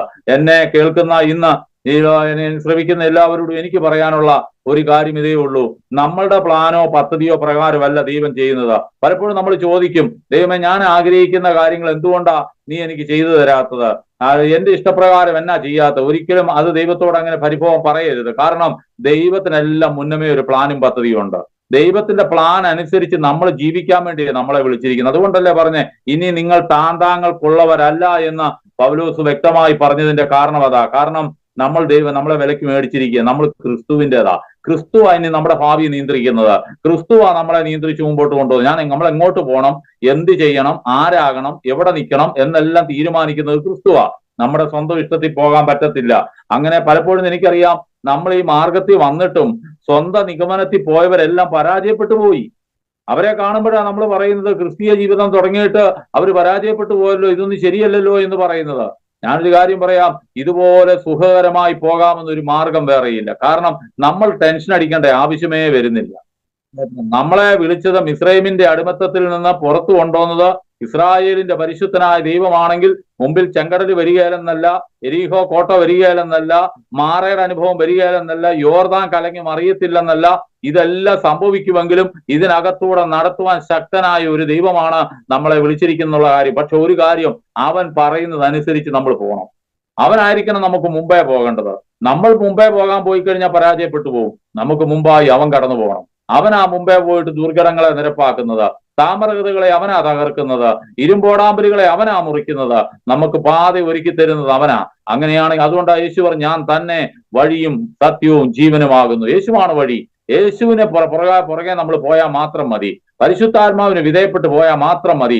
അവൻ ആലോചനയിൽ വലിയവനും പ്രവൃത്തിയിൽ ശക്തനുമാ. അങ്ങനെ ഞാൻ വിവാഹമൊക്കെ കഴിഞ്ഞെങ്കിലും എന്നോട് പല ദൈവദാസന്മാരും ആലോചന പറഞ്ഞിട്ടുണ്ട്, നീ മുന്തിരിത്തോപ്പിൽ അധ്വാനിക്കേണ്ടവനാണെന്നും കർത്താവിന്റെ വേലയ്ക്ക് വേണ്ടി പോകേണ്ടതാ. പക്ഷെ ഞാൻ അന്നേരം എല്ലാം മനസ്സുകൊണ്ട് പറഞ്ഞിട്ടുണ്ട്, ഇവർക്ക് ഇതൊക്കെ പറയാം, പക്ഷെ നമുക്ക് സാമ്പത്തികം വേണ്ടേ? സാമ്പത്തികമില്ലാതെ എങ്ങനെയാ കർത്താവിന്റെ വേല ചെയ്യുന്നത്? ഇങ്ങനെയൊക്കെ ഞാൻ ചിന്തിച്ചിട്ടുണ്ട്. പക്ഷെ ഒരു കാര്യം ഞാൻ പറയാം, അങ്ങനെ ഉഴപ്പി അങ്ങനെയൊക്കെ ഈ ആലോചനകളെല്ലാം തിരസ്കരിച്ചുകൊണ്ട് എന്റെ സ്വന്തം ബുദ്ധിയിൽ ഞാൻ ഓടിപ്പോയി. 2002 ഞങ്ങളുടെ വിവാഹം കഴിഞ്ഞത്. 2010 വരെ അലഞ്ഞു നടന്നു, യാതൊരു ഫലവുമില്ല. ഒത്തിരി അധ്വാനിക്കുന്നുണ്ട്, കഷ്ടപ്പെടുന്നുണ്ട്, പക്ഷെ ഒരു 5 പൈസ പോലും നമുക്ക് മിച്ചമില്ല. കഷ്ടപ്പാട് തന്നെ കഷ്ടപ്പാട്. അങ്ങനെ പോയി 2010 ആയപ്പോൾ ഞാൻ സുല്ലിടാൻ തീരുമാനമെടുത്തു. ദൈവത്തിന്റെ ആത്മാവ് ഒരു ദൈവദാസനോട് ഇങ്ങനെ ഒരു ആലോചന എന്നോട് പറഞ്ഞു. സ്തോത്രം. ബിസിനസ് ചെയ്യാനായിട്ട് ഞാൻ ഇങ്ങനെ പ്ലാൻ ചെയ്തിരിക്കുമ്പോൾ, സ്വന്തമായിട്ടൊരു ബിസിനസ് ചെയ്യാനെല്ലാം പ്ലാൻ ചെയ്തിരിക്കുമ്പോൾ, പൈസ ഉണ്ടാക്കാൻ നല്ല സാധ്യതകൾ കയറി വന്നു. അന്ന് ഒരു ബിസിനസ് ചെയ്യാനൊക്കെ ഇങ്ങനെ പ്ലാൻ ചെയ്തിരിക്കുമ്പോൾ ദൈവത്തിന്റെ ആത്മാവ് ഒരു ദൈവദാസനോട് പറഞ്ഞു, ഒരു മനുഷ്യന്റെ വഴി നിനക്ക് ചൊവ്വായി തോന്നും, അവന് ചൊവ്വായി തോന്നും, അതിന്റെ അന്ത്യമോ മരണവഴി അത്രേ. എന്നിട്ട് പറഞ്ഞു, നിങ്ങൾ ബിസിനസ് ചെയ്യരുത്. സ്തോത്രം. നിങ്ങൾക്ക് ആദ്യമൊക്കെ നന്മയായിട്ട് തോന്നും, പക്ഷെ അതിന്റെ അന്ത്യം മരണവഴിയാ. എന്നിട്ട് പറഞ്ഞു, ഇങ്ങനെ പറയുവാനായിട്ട് പണനഷ്ടം, മാനനഷ്ടം, ജീവഹാനി വരെ നേരിടുമെന്ന് പറയുവാനിടയായി തീർന്നു. ആ വാക്കുകളുടെ മുമ്പില് ഞാൻ മുട്ടുമടക്കി. എവിടെയും ദൈവം എന്നോട് സംസാരിച്ചാൽ അന്നേരം മുട്ടുമടക്കുന്ന ഒരു പരിപാടി ഉണ്ടായിരുന്നു. അതാണ് അനുസരിക്കുന്നത് യാഗത്തെക്കാളും ശ്രദ്ധിക്കുന്നത് മുട്ടാടുകളുടെ മേധസ്സിനേക്കാളും നല്ലതെന്ന് ശമൂവേൽ പ്രവാചകൻ ശൗലിനോട് പറഞ്ഞത്. മുട്ടുമടക്കുവാൻ നമ്മൾ തയ്യാറായി. നമ്മൾ ദാവീദിനെ പോലെ തെറ്റ് സമ്മതിക്കുവാൻ തയ്യാറാകണം. ഞാൻ ആ ബിസിനസ് എല്ലാം അതിനുള്ള തീരുമാനങ്ങളെല്ലാം കളഞ്ഞു. കർത്താവിന്റെ വേലയ്ക്ക് വേണ്ടി ഇറങ്ങാൻ തീരുമാനിച്ചു. അങ്ങനെ ഇരിക്കുമ്പോൾ ഞാൻ ദൈവത്തോട് ഒരു ചോദ്യം ചോദിച്ചു, കർത്താവെ, അഭിഷേകം പ്രാപിക്കാതെ ഞാൻ പോകത്തില്ല. അതുവരെ ഞാൻ അഭിഷേകം പ്രാപിച്ചിട്ടില്ലായിരുന്നു. പരിശുദ്ധാത്മ സ്നാനം പരിശുദ്ധാത്മാവിന്റെ ശക്തി ഞാൻ പ്രാപിച്ചിട്ടില്ലായിരുന്നു. അങ്ങനെ ഇരിക്കുമ്പോഴാണ് ഞാൻ ഈ തീരുമാനമെടുത്തത്. ഞാൻ ദൈവത്തോട് പറഞ്ഞു, നീ എനിക്ക് അഭിഷേകം തന്നാൽ, പരിശുദ്ധാത്മാവിനാൽ എന്നെ നിറച്ചാൽ തീർച്ചയായും ഞാൻ നിന്റെ വേലയ്ക്ക് ഇറങ്ങിയേക്കാമെന്ന് തീരുമാനമെടുത്തു. അത് പറഞ്ഞ മാത്രമേ തന്നെ പരിശുദ്ധാത്മാവിന്റെ ശക്തിയാൽ എന്നെ നിറയ്ക്കുവാൻ തക്കോണം ഇവിടെയായി തീർന്നു. സ്തോത്രം. അങ്ങനെ കർത്താവിന്റെ വേലയ്ക്ക് വേണ്ടി തീരുമാനമെടുത്തു. Kumbanad India pentecostal bible college, Kumbanad IPCയുടെ കേന്ദ്രത്തിൽ അവിടെ 4 വർഷം പഠിച്ചു. അത് കഴിഞ്ഞ് അവരുടെ തന്നെ പോസ്റ്റ് ഗ്രാജുവേഷൻ PG എടുത്തു. അങ്ങനെ അവിടെ നിന്ന് കർത്താവിന്റെ വേലയ്ക്കുള്ള തീരുമാനത്തോടെ പോയി. പിന്നെ ഒരു കാര്യം എനിക്കുണ്ട്, ഞാൻ ഏത് പ്രസ്ഥാനത്തോട് ചേർന്ന് നിന്നാലും ഒരു കാര്യം, പ്രസ്ഥാനങ്ങളെല്ലാം ഈ ഭൂമിയില് മനുഷ്യനുണ്ടാക്കി വെച്ചിരിക്കുന്നതാ. എനിക്കൊരു കാര്യം അറിയാം, മരിക്കാൻ പോയ എന്നെ വിളിച്ച ദൈവം, ആ ദൈവത്തോട് ചോദിച്ചേ ഞാൻ ഏത് കാര്യം ചെയ്യാറുള്ളൂ. ദൈവത്തോട് ഞാൻ ചോദിക്കും. ഞാൻ എന്റെ സെന്ററിന്റെ കീഴിലാണ് വർക്ക് ചെയ്യുന്നെങ്കിലും അവിടുത്തെ സെൻട്രൽ പാസ്റ്ററിനോട് ഞാൻ ഇത് പറഞ്ഞിട്ടുണ്ട്. എന്നോട് ദൈവം എങ്ങോട്ട് പോകാൻ പറഞ്ഞാൽ ഞാൻ അങ്ങോട്ട് പോകും. അതിനകത്ത് യാതൊരു മാറ്റവും ഇല്ല. അതുകൊണ്ട് എന്നെ വിളിച്ചിരിക്കുന്ന എന്റെ കോളിങ് ആ നിലയിലായിരുന്നു. ഞാൻ സ്തോത്രം, പലയിടത്തും എന്നെ കൊണ്ടുപോയി ദൈവം ഓരോ സ്ഥലങ്ങളിൽ പോയി ആത്മാക്കളെ നേടി അവിടെ കൂട്ടായ്മ ആരംഭിക്കുന്ന ഒരു ശുശ്രൂഷയാണ് എനിക്ക് ദൈവം വെച്ചിരിക്കുന്നത്. അങ്ങനെ സ്തോത്രം, തുമ്പോണം എന്ന് പറഞ്ഞ സ്ഥലത്ത് 2 സ്ഥലത്ത് പോയി പ്രവർത്തിക്കുവാൻ ദൈവം എനിക്ക് കൃപ തന്നു. അവിടങ്ങളിലൊക്കെ പോയി അനേകർ ഇതുപോലെ തന്നെ കർത്താവിനെ അറിയാതെ, രക്ഷയുടെ അനുഭവത്തിൽ വരാതെ, പാരമ്പര്യമായിട്ട് ക്രൈസ്തവ കുടുംബത്തിലാണ് ജനിച്ചതെന്ന് പറഞ്ഞാലും പാരമ്പര്യമായിട്ട് മദ്യപാനത്തിനും മയക്കുമരുന്നിനും ഒക്കെ അടിമത്തത്തിൽ കിടക്കുന്ന അനേകരോട് സുവിശേഷം പങ്കുവയ്ക്കുവാൻ, ഈ സത്യം പറയുവാൻ, എന്റെ ജീവിത അനുഭവത്തിലൂടെയുള്ള ദൈവവചനം എനിക്ക് പറയുവാൻ ഇടയായി തീർന്നു. അനേകരെ ഈ രക്ഷയുടെ മാർഗത്തിലേക്ക് കൊണ്ടുവരുവാൻ ഇടയായി തീർന്നു. അനേകരെ സ്നാനപ്പെടുത്തുവാൻ ഇടയായി തീർന്നു. അങ്ങനെ കൂട്ടായ്മകൾക്കൊക്കെ അടിത്തറയിട്ട് ഇന്നിപ്പോൾ ഋഷിക്ക് അടുത്തുള്ള അർമേനിയ എന്ന് പറഞ്ഞ സ്ഥലത്ത് പോകുവാൻ ദൈവത്തിന്റെ ആത്മാവ് എന്നെ നിയോഗിച്ചു. അങ്ങനെ അർമേനിയയുടെ പ്രദേശത്ത് പോയി അവിടെ മെഡിസിൻ പഠിക്കുന്ന കുഞ്ഞുങ്ങളുടെ ഇടയിൽ അവിടെ ഒരു കൂട്ടായ്മയ്ക്ക് രൂപം കൊടുക്കുവാൻ ദൈവത്തിന്റെ പരിശുദ്ധാത്മാവ് എന്നെ സഹായിച്ചു. ഇന്ന് അവിടെ അനുഗ്രഹിക്കപ്പെട്ടതായ ഒരു കൂട്ടായ്മ അവിടെ നടക്കുന്നുണ്ട്. അവിടെ നിന്ന് അവധിക്ക് ഞങ്ങൾ ഇവിടെ കടന്നു വന്നിരിക്കുന്നു. വീണ്ടും ഞാൻ ഇപ്പോഴും പ്രാർത്ഥിക്കുന്നു, ദൈവം എങ്ങോട്ടാണോ അയക്കുന്നത്, ദൈവത്തിന് എന്താണോ ഞങ്ങളെ കുറിച്ചുള്ള പദ്ധതി, അതനുസരിച്ച് തന്നെ മുമ്പോട്ട് പോകുന്നു. ഒരു കാര്യം ഉറപ്പാണ്, ദൈവം അയക്കുന്നിടത്തേക്ക് നമ്മൾ പോയാൽ ഒരിക്കലും നമ്മൾ പരാജയപ്പെടത്തില്ല. ഞാൻ ബൈബിൾ കോളേജിലേക്ക് പഠിക്കാൻ പോകുമ്പോൾ ഞാൻ ഇപ്രകാരം ചിന്തിച്ചു. ഞങ്ങൾ ബൈബിൾ കോളേജിൽ തീരുമാനമെടുക്കുമ്പോൾ ഞാൻ സ്തോത്രം ഒരു വാടക വീട്ടിലാണ് ഞാൻ താമസിക്കുന്നത്. ഒരു വാടക വീട്ടിൽ താമസിച്ചുകൊണ്ട് ഒരു കൂട്ടായ്മയോടുള്ള ബന്ധത്തിൽ ഞാൻ നിൽക്കുകയായിരുന്നു. ആ സമയത്താണ് പരിശുദ്ധാത്മാഭിഷേകം പ്രാപിക്കുന്നതും ഈ മാർഗത്തിലേക്ക്, ഈ കർത്താവിന്റെ വേലയ്ക്ക് വേണ്ടി ഇറങ്ങുവാൻ തീരുമാനമെടുക്കുന്നത്. അന്ന് വലിയ ഞെരുക്കത്തിൽ കൂടെയാണ് ഞങ്ങൾ കടന്നുപോയത്. കാരണം അന്ന് ബൈബിൾ കോളേജ് പഠിക്കുന്ന ഒരാളുടെ അവസ്ഥ നമുക്ക് ഓരോരുത്തർക്കും അറിയാം. ഞാൻ അന്ന് ചിന്തിച്ചിട്ടുണ്ട്, ഈ ബൈബിൾ കോളേജ് പഠിക്കുമ്പോൾ നമുക്ക് സാമ്പത്തികം ഒന്നും ഇല്ലല്ലോ, എങ്ങനെയാ കാര്യങ്ങളൊക്കെ നടക്കുന്നത്, എങ്ങനെയാണ് നമ്മുടെ ജീവിതത്തിൽ നമ്മുടെ കാര്യങ്ങളൊക്കെ നടക്കുന്നത്? കാരണം വരുമാനം വേണ്ടേ, ജോലി ചെയ്താൽ ശമ്പളം കിട്ടും. ഈ ബൈബിൾ കോളേജിൽ പോയാൽ എന്നാ കിട്ടുന്നേ? ഒന്നും കിട്ടത്തില്ല. പിന്നെ എങ്ങനെ ജീവിക്കും? പക്ഷെ ഒരു കാര്യം, എന്നെ പലതും ദൈവം പഠിപ്പിച്ചു. 5 വർഷത്തെ ആ ബൈബിൾ കോളേജിലെ എക്സ്പീരിയൻസിൽ നിന്ന് എന്നെ പഠിപ്പിച്ചു വിശ്വാസത്തിൽ എങ്ങനെയാ ജീവിക്കേണ്ടതെന്ന്. എങ്ങനെയാണ് ഞാനിങ്ങനെ വി എ തമ്പിച്ചായനെ, അത് വി എ തമ്പി പാസ്റ്റർ, അതുപോലെ തന്നെ മറ്റേ ഉണ്ണുണ്ണി സാറ്, അതുപോലെ മറ്റു കുക്കു സാഹിബിന്റെ ഒക്കെ കേട്ടിട്ടുണ്ട്, ചരിത്രങ്ങൾ പലരുടെയും ഞാൻ കേട്ടിട്ടുണ്ട്. പക്ഷെ എങ്കിലും എന്റെ ജീവിതത്തിൽ കൂടെ ഞാൻ അത് മനസ്സിലാക്കുവാൻ, വചനം ഇങ്ങനെ പറയുന്നു, യഹോവ നല്ലവനെന്ന് രുചിച്ചറിയണം. അത് സ്തോത്രം, അത് അവനെ ശരണമാക്കുന്ന പുരുഷൻ ഭാഗ്യവാൻ. ആ രുചിച്ചറിയാനുള്ള ഒരു അനുഭവം എനിക്ക് ഈ 5 വർഷം കൊണ്ട് കിട്ടി. ഞാൻ ആദ്യത്തെ ദിവസം തന്നെ എന്റെ ജീവിതത്തിൽ ഒരു അനുഭവം ഉണ്ടായത്, എന്റെ മകൻ, എനിക്ക് ജോലിയില്ല, എന്റെ ഭാര്യയ്ക്ക് ജോലിയില്ല, ഞങ്ങൾക്ക് വാടക കൊടുക്കണം, എന്റെ കുടുംബത്തിന്റെ കാര്യം ഞാൻ നോക്കണം, എനിക്കൊരു സഹോദരനും അമ്മയും ഉണ്ട്, അവരുടെയൊക്കെ കാര്യങ്ങളും നോക്കണം, ഒത്തിരി ബാധ്യതകൾ എന്റെ മുമ്പിൽ നിൽപ്പുണ്ട്. പക്ഷെ ഞാൻ ഈ കർത്താവിന്റെ വേലയ്ക്ക് വേണ്ടി ഇറങ്ങിയപ്പോൾ എന്റെ കൊച്ചിന് ഫീസ് കൊടുക്കണം. ഒരു ദിവസം എന്റെ മോൻ വന്നേച്ച് പറഞ്ഞു, പപ്പ എനിക്ക് ഫീസ് കൊടുക്കണം, ഫീസ് കൊടുക്കാൻ മാർഗമില്ല. അങ്ങനെ ഇരിക്കുമ്പോൾ എന്റെ ഒരു അടുത്ത് തന്നെ എന്റെ ഒരു ഭാര്യയുടെ ഒരു സഹോദരിയുണ്ട്, അവർ ഓർത്തഡോക്സ് വിശ്വാസത്തിൽ നിൽക്കുന്നവരാ. എന്നോട് പറഞ്ഞിരിക്കുന്ന എന്ത് ആവശ്യമുണ്ടെങ്കിലും ചോദിച്ചോണോ എന്ന് പറഞ്ഞിട്ടുണ്ട്.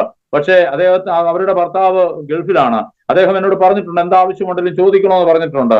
പക്ഷെ ഞാൻ ഒരു കാര്യം ഉറപ്പാ, എനിക്ക് എന്റെ മനസ്സിൽ ഇങ്ങനെ തോന്നി, അവരോടൊന്ന് ചോദിക്കട്ടെ. മോനിങ്ങനെ വന്ന് എന്നെ ഇപ്പോഴും ശല്യം ചെയ്യുന്ന കാരണം പപ്പ എന്നെ വഴക്ക് പറയുന്നു, ടീച്ചർ വഴക്ക് പറയുന്നു, 1500 രൂപ അവൻ അന്ന് കൊടുക്കണം. അവൻ LKG-ലോ UKG-ലോ ഒന്ന് പഠിക്കുന്നത്. അന്ന് പറഞ്ഞു, അന്ന് 1500 രൂപ അവന്റെ ഫീസാണ്, അത് കൊടുക്കണമെന്ന് പറഞ്ഞു. എന്റെ കയ്യിൽ പൈസയില്ല. ഞാൻ ആ 1500 രൂപ കൊടുക്കുവാൻ ഞാൻ ഓർത്തു വന്ന സഹോദരിയോടൊന്ന് ചോദിച്ചാൽ എന്നാ, അവളോടൊന്ന് ചോദിച്ചിട്ട് വായ്പയായിട്ട് ചോദിച്ചു കൊടുക്കാമെന്ന് എന്റെ മനസ്സിൽ വന്നു. അപ്പോഴും ഞാൻ ചിന്തിച്ച ഒരു കാര്യമുണ്ട്, ഞാൻ അങ്ങനെ ചോദിച്ചാൽ അവൾ ചിന്തിക്കുന്ന ഒരു കാര്യമുണ്ട്, അവർ പൈസ തരും, പക്ഷെ അവർ ചിന്തിക്കുന്ന ഒരു കാര്യമുണ്ട്, നീ ഈ ബൈബിളും പിടിച്ചോണ്ട് പിന്നെ എന്തിനാ ഇറങ്ങിയത്, നിന്റെ ദൈവം എവിടെയാ? ഈ ഒരു ചോദ്യത്തിന് മറുപടി പറയാൻ നമുക്ക് പറ്റത്തില്ല. അങ്ങനെ വന്നപ്പോൾ ഞാൻ അതിന് ഏതായാലും അവരോട് ചോദിക്കുന്നില്ല എന്ന് ഞാൻ തീരുമാനിച്ചു. ഞാൻ ഏതായാലും എന്നെ വിളിച്ച ദൈവത്തോട് തന്നെ ചോദിക്കണമെന്നുള്ള ആഗ്രഹത്തിൽ ഞാൻ ദൈവസന്നിധിയിൽ ഒരു 3 ദിവസം ദൈവസന്നിധി ഇരിക്കുവാൻ തീരുമാനമെടുത്തു. അങ്ങനെ ഞാനൊരു 3 ദിവസം ദൈവസന്നിധിയിൽ ഇരുന്ന് ഞാൻ പ്രാർത്ഥിച്ച് 3-ാമത്തെ ദിവസമായപ്പോൾ എനിക്ക് രാത്രിയിൽ ഒരു ഫോൺ കോൾ വരുന്നു. ആ ഫോൺ കോൾ എന്റെ ഒരു കസിനാണ്, അമേരിക്കയിൽ നിന്ന് വിളിക്കുകയാണ്. അദ്ദേഹം എന്നെ വിളിച്ചിട്ട് ചോദിച്ചു, ഇങ്ങനെ ബൈബിൾ കോളേജിലൊക്കെ പോയ വിവരം അറിഞ്ഞു, എനിക്ക് അഡ്രസ് ഒന്ന് തരണം, ഒരു ലെറ്റർ അയക്കാനാന്ന് പറഞ്ഞു. ഞാൻ അദ്ദേഹത്തിന് ആ അഡ്രസ് അയച്ചു കൊടുത്തു. അഡ്രസ് അയച്ചു കൊടുത്തപ്പോൾ അദ്ദേഹം അഡ്രസ്സിനകത്ത് ലെറ്റർ ഒന്നുമല്ല അയച്ചത്, ഒരു $100 ഒരു ചെക്കാ എനിക്ക് അയച്ചു തന്നത്. ഞാൻ അന്ന് ആ ചെക്ക്, സ്തോത്രം, അത് അന്ന് 45 രൂപയാണ് അന്ന് $1. എനിക്ക് അന്ന് കിട്ടിയത് 4500 രൂപ കിട്ടി. അതിൽ നിന്ന് അതാണ് എന്നെ പഠിപ്പിച്ചു ദൈവം. എങ്ങനെയാണ് ഈ വിശ്വാസ ജീവിതം എങ്ങനെയാണെന്ന് എന്നെ പഠിപ്പിച്ചു. 4500 രൂപ, 1500 രൂപ മോന് ഫീസ് കൊടുക്കേണ്ട സ്ഥാനത്ത് 4500 രൂപ ദൈവം തരുവാനിടയായി തീർന്നു. അന്ന് എനിക്ക് ഒരു കാര്യം മനസ്സിലായി, എങ്ങനെയാണ് ഈ വിശ്വാസ ജീവിതം എന്നുള്ളത്. ഞാൻ എങ്ങനെ ജീവിക്കും? ഈ കർത്താവിന്റെ വേലയ്ക്ക് വേണ്ടി ഇറങ്ങിയാൽ ആരെന്നെ സഹായിക്കും? എനിക്ക് ഒത്തിരി ഭാരിച്ച ബുദ്ധിമുട്ടുകൾ എന്റെ മുമ്പിലുണ്ട്, ഒത്തിരി പ്രശ്നങ്ങൾ എന്റെ മുമ്പിലുണ്ട്. പക്ഷെ എങ്കിൽ ഒരു കാര്യം എന്നെ പഠിപ്പിച്ചു. ആ 3 ദിവസം ദൈവസന്നിധിയിൽ ഇരുന്ന് പ്രാർത്ഥിച്ചപ്പോൾ ഞാൻ പോലും അറിയാത്ത ഒരു കാക്കയെ, ഏലിയാവിന് വേണ്ടി ഒരു കാക്കയെ അയച്ചതുപോലെ ദൈവം എനിക്ക് വേണ്ടി അയച്ചു. ഞാനിങ്ങനെ വി എ തമ്പിച്ചാന്റെയും അതുപോലെ കെ എബ്രഹാമിന്റെയും കുക്കു സാഹിബിന്റെയും ഒക്കെ അനുഭവങ്ങൾ നമ്മൾ കേട്ടിട്ടേ ഉള്ളൂ. പക്ഷെ നമ്മുടെ അനുഭവത്തിലൂടെ എന്നെ പഠിപ്പിച്ചു, ഇങ്ങനെയാണ് ദൈവം തരുന്നത്. വചനം ഇങ്ങനെ പറയുന്നു, ചോദിക്കുന്നതിലും നനയ്ക്കുന്നതിലും അത്യന്തപരമായി നൽകുവാൻ കഴിവുള്ള ദൈവം. അങ്ങനെയാണെങ്കിൽ ഇങ്ങനൊരു ദൈവം ഉണ്ടെന്ന്, ഇങ്ങനൊരു കാര്യമുണ്ടെന്ന്, മുമ്പോട്ട് ജീവിതത്തിൽ ഇങ്ങനെ പ്രവർത്തിക്കുന്ന ഒരു ദൈവം ഉണ്ടെന്ന് എന്നെ ആ ഒരു അനുഭവം എന്നെ മനസ്സിലാക്കി തരുവാൻ ഇടയായി തീർന്നു. ഞാൻ ആ ഒരു കാര്യം എനിക്ക് മനസ്സിലായി. ഞാൻ അന്ന് എന്തുകൊണ്ടാണ് എന്റെ സഹോദരി അല്ലെങ്കിൽ ഒരു ഓർത്തഡോക്സുകാരനോട് ചെന്ന് പൈസയുടെ കാര്യം, എന്റെ കൊച്ചിന്റെ ഫീസിന്റെ കാര്യം പറയാതിരുന്നത്? എന്റെ മണവാളൻ ആരാ? യേശുക്രിസ്തുവാ. യേശുക്രിസ്തുവാണ് എന്നെ വിളിച്ചത്. മരിക്കാൻ പോയി എന്നെ വിളിച്ചത് യേശുവാ. അപ്പോൾ ആ യേശുവിനെ നാണക്കെടുത്തുന്നത്, ഒരു ഭാര്യ ഭർത്താവിനെ നാണം കെടുത്തുക എന്ന് പറഞ്ഞാൽ അതിലും വലിയ നാണക്കേട് വേറൊന്നുമില്ല. ഇന്ന് ക്രൈസ്തവ സമൂഹം കാണിക്കുന്ന ഓരോ കാര്യങ്ങൾ ഓർക്കുമ്പോൾ എനിക്ക് പ്രയാസമുണ്ട്, സത്യത്തിൽ വേദനയുണ്ട്. ഒരു കാര്യം ഞാൻ പറയട്ടെ, സത്യത്തിൽ നമ്മൾ യേശുവിനെ ഒരിക്കലും നാണം കെടുത്തരുത്. യേശുവാണ് നമ്മുടെ ഭർത്താവ്, യേശുവാണ് നമ്മുടെ തല. അതുകൊണ്ട് ഒരിക്കലും തലയെ എന്ത് ചെയ്യരുത്? നാണം കെടുത്തരുത്. ഞാൻ അതുകൊണ്ടാണ് ചോദിക്കാഞ്ഞത്. ഒരു കാര്യം, ദൈവത്തിന്റെ വേലയ്ക്ക് വേണ്ടി ഇറങ്ങിത്തിരിച്ചിട്ട് ചോദിക്കുന്നതിനോട് എനിക്ക് താല്പര്യമില്ലായിരുന്നു. നിങ്ങൾക്കറിയാമോ, ആ ദൈവം നമ്മളെ ഒരു കാര്യം ഓർത്തോണം, നമ്മുടെ ഹൃദയത്തിലെ ഓരോ ഞരക്കങ്ങളും കാണുന്ന ഒരു ദൈവത്തിന്റെ സന്നിധിയിലാണ് നമ്മൾ നിൽക്കുന്നത്. എന്നെ വേറെ ആർക്കും എന്റെ അവസ്ഥ അറിയത്തില്ല. എന്റെ കൊച്ചിന്റെ ഫീസ് കൊടുക്കുന്ന കാര്യം ആർക്കും അറിയില്ല. എനിക്കും ഭാര്യയ്ക്കും എന്റെ കൊച്ചിനും മാത്രമേ ഇത് അറിയത്തുള്ളൂ. പക്ഷെ ഒരു കാര്യം ഞാൻ പറയാം, ദൈവം ആ വീടിനകത്ത് ഇറങ്ങി വന്നു. ദൈവത്തിന്റെ കരം അവിടെ ഇറങ്ങുവാൻ ഇടയായി തീർന്നു. ഞാൻ ഇപ്പോഴും ഓർക്കുന്ന ഒരു കാര്യമാ, ഈ കഴിഞ്ഞ ഇടയ്ക്ക് ഞാൻ അമേരിക്കയിൽ നിന്ന് എനിക്ക് പൈസ അയച്ചു തന്ന ആ സഹോദരനെ കാണുവാൻ ഇടയായി തീർന്നു. അവന്റെ പിതാവിന്റെ മരണത്തോടുള്ള ബന്ധത്തിൽ അവൻ നാട്ടിൽ കടന്നപ്പോൾ ഞാൻ കണ്ടു. ഞാൻ അഭിമാനത്തോടെ അവന്റെ മുമ്പിൽ നിന്നു. കാരണം എനിക്കൊരു കാര്യം അറിയാം, ഞാൻ അവനോട് ചോദിച്ചതല്ല, അവൻ എനിക്ക് വേണ്ടി തന്നതാ.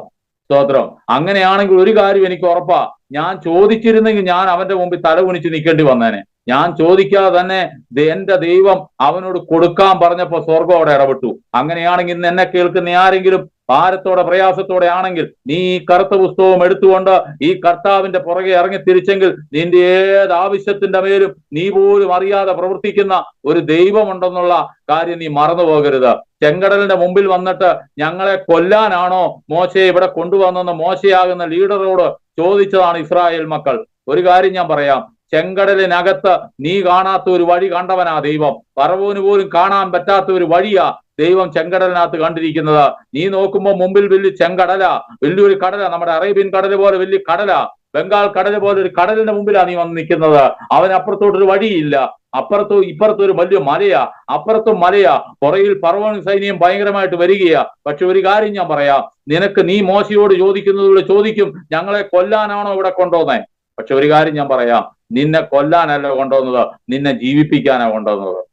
യേശു ക്രിസ്തു പറഞ്ഞു, നിന്നെ കൊല്ലാൻ കൊണ്ടുവരുന്നവൻ ആരാന്നറിയാവോ?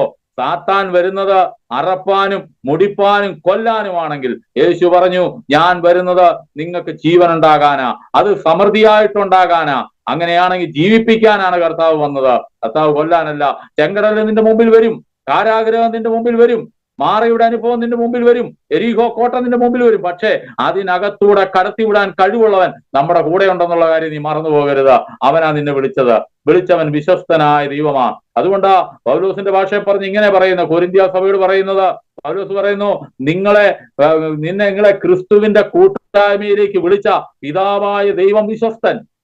ഒരിക്കലും അവൻ അവിശ്വസ്തത കാണിക്കില്ല. ആരൊക്കെ കളഞ്ഞാലും, കുടുംബക്കാർ കളഞ്ഞാലും, ചാർച്ചക്കാർ കളഞ്ഞാലും, നിനക്ക് വേണ്ടപ്പെട്ടവർ കളഞ്ഞാലും, ആരെല്ലാം നിന്നെ തള്ളിക്കളഞ്ഞാലും വിളിച്ച ദൈവം വിശ്വസ്തൻ. അവനൊരിക്കലും തള്ളിക്കളയത്തില്ല.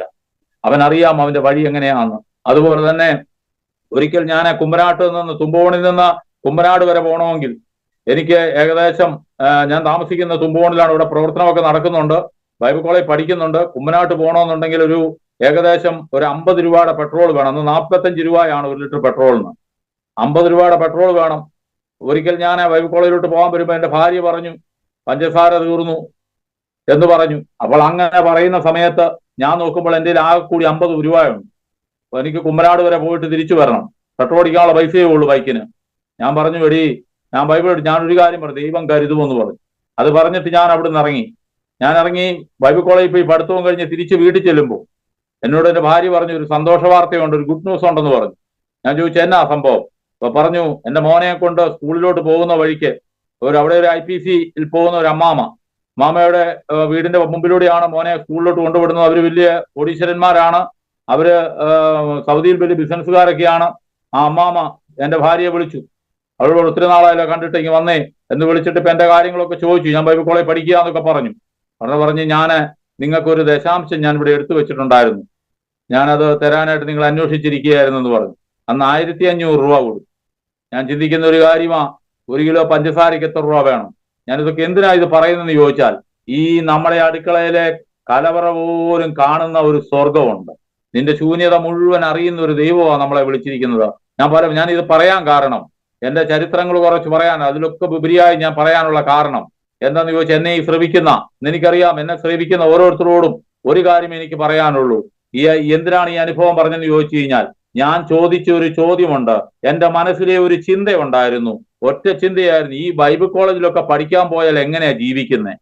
ഈ കർത്താവിന്റെ വേലയ്ക്ക് വേണ്ടി പോയ ശമ്പളം ആര് തരും? സ്തോത്രം. ഒരു കാര്യം ഞാൻ പറയാം, വേലയ്ക്ക് വിളിച്ചവൻ വിശ്വസ്തനാ. സ്തോത്രം. വലയും പടകും വിട്ടേകം പറഞ്ഞാൽ, പത്രോസെ നിന്നോട് വലയും പടകും വിടാൻ പറഞ്ഞാൽ നീ എന്ത് കണ്ടിട്ടാ വിടുന്നത്? ഒരു കാര്യം പറയാം, പത്രോസിനോട് ചോദിച്ചാൽ പത്രോസ് ഒരു കാര്യം പറയും, 5 അപ്പവും 2 മീനുമേ ഞങ്ങളുടെ കയ്യിലുണ്ടായിരുന്നുള്ളൂ. ഈ 5000 പുരുഷന്മാരെയും അവരുടെ ഭാര്യമാരെയും അവരുടെ കുഞ്ഞുങ്ങളെയും എങ്ങനെ പോറ്റും? സ്തോത്രം. ആ അത്ഭുതങ്ങളാണ് നമ്മുടെ ദൈവം. കാനാവിലെ കല്യാണ വിരുന്നിലെ വലിയൊരു നിന്നയാണ് ദൈവം ഉരുട്ടി മാറ്റിയത്.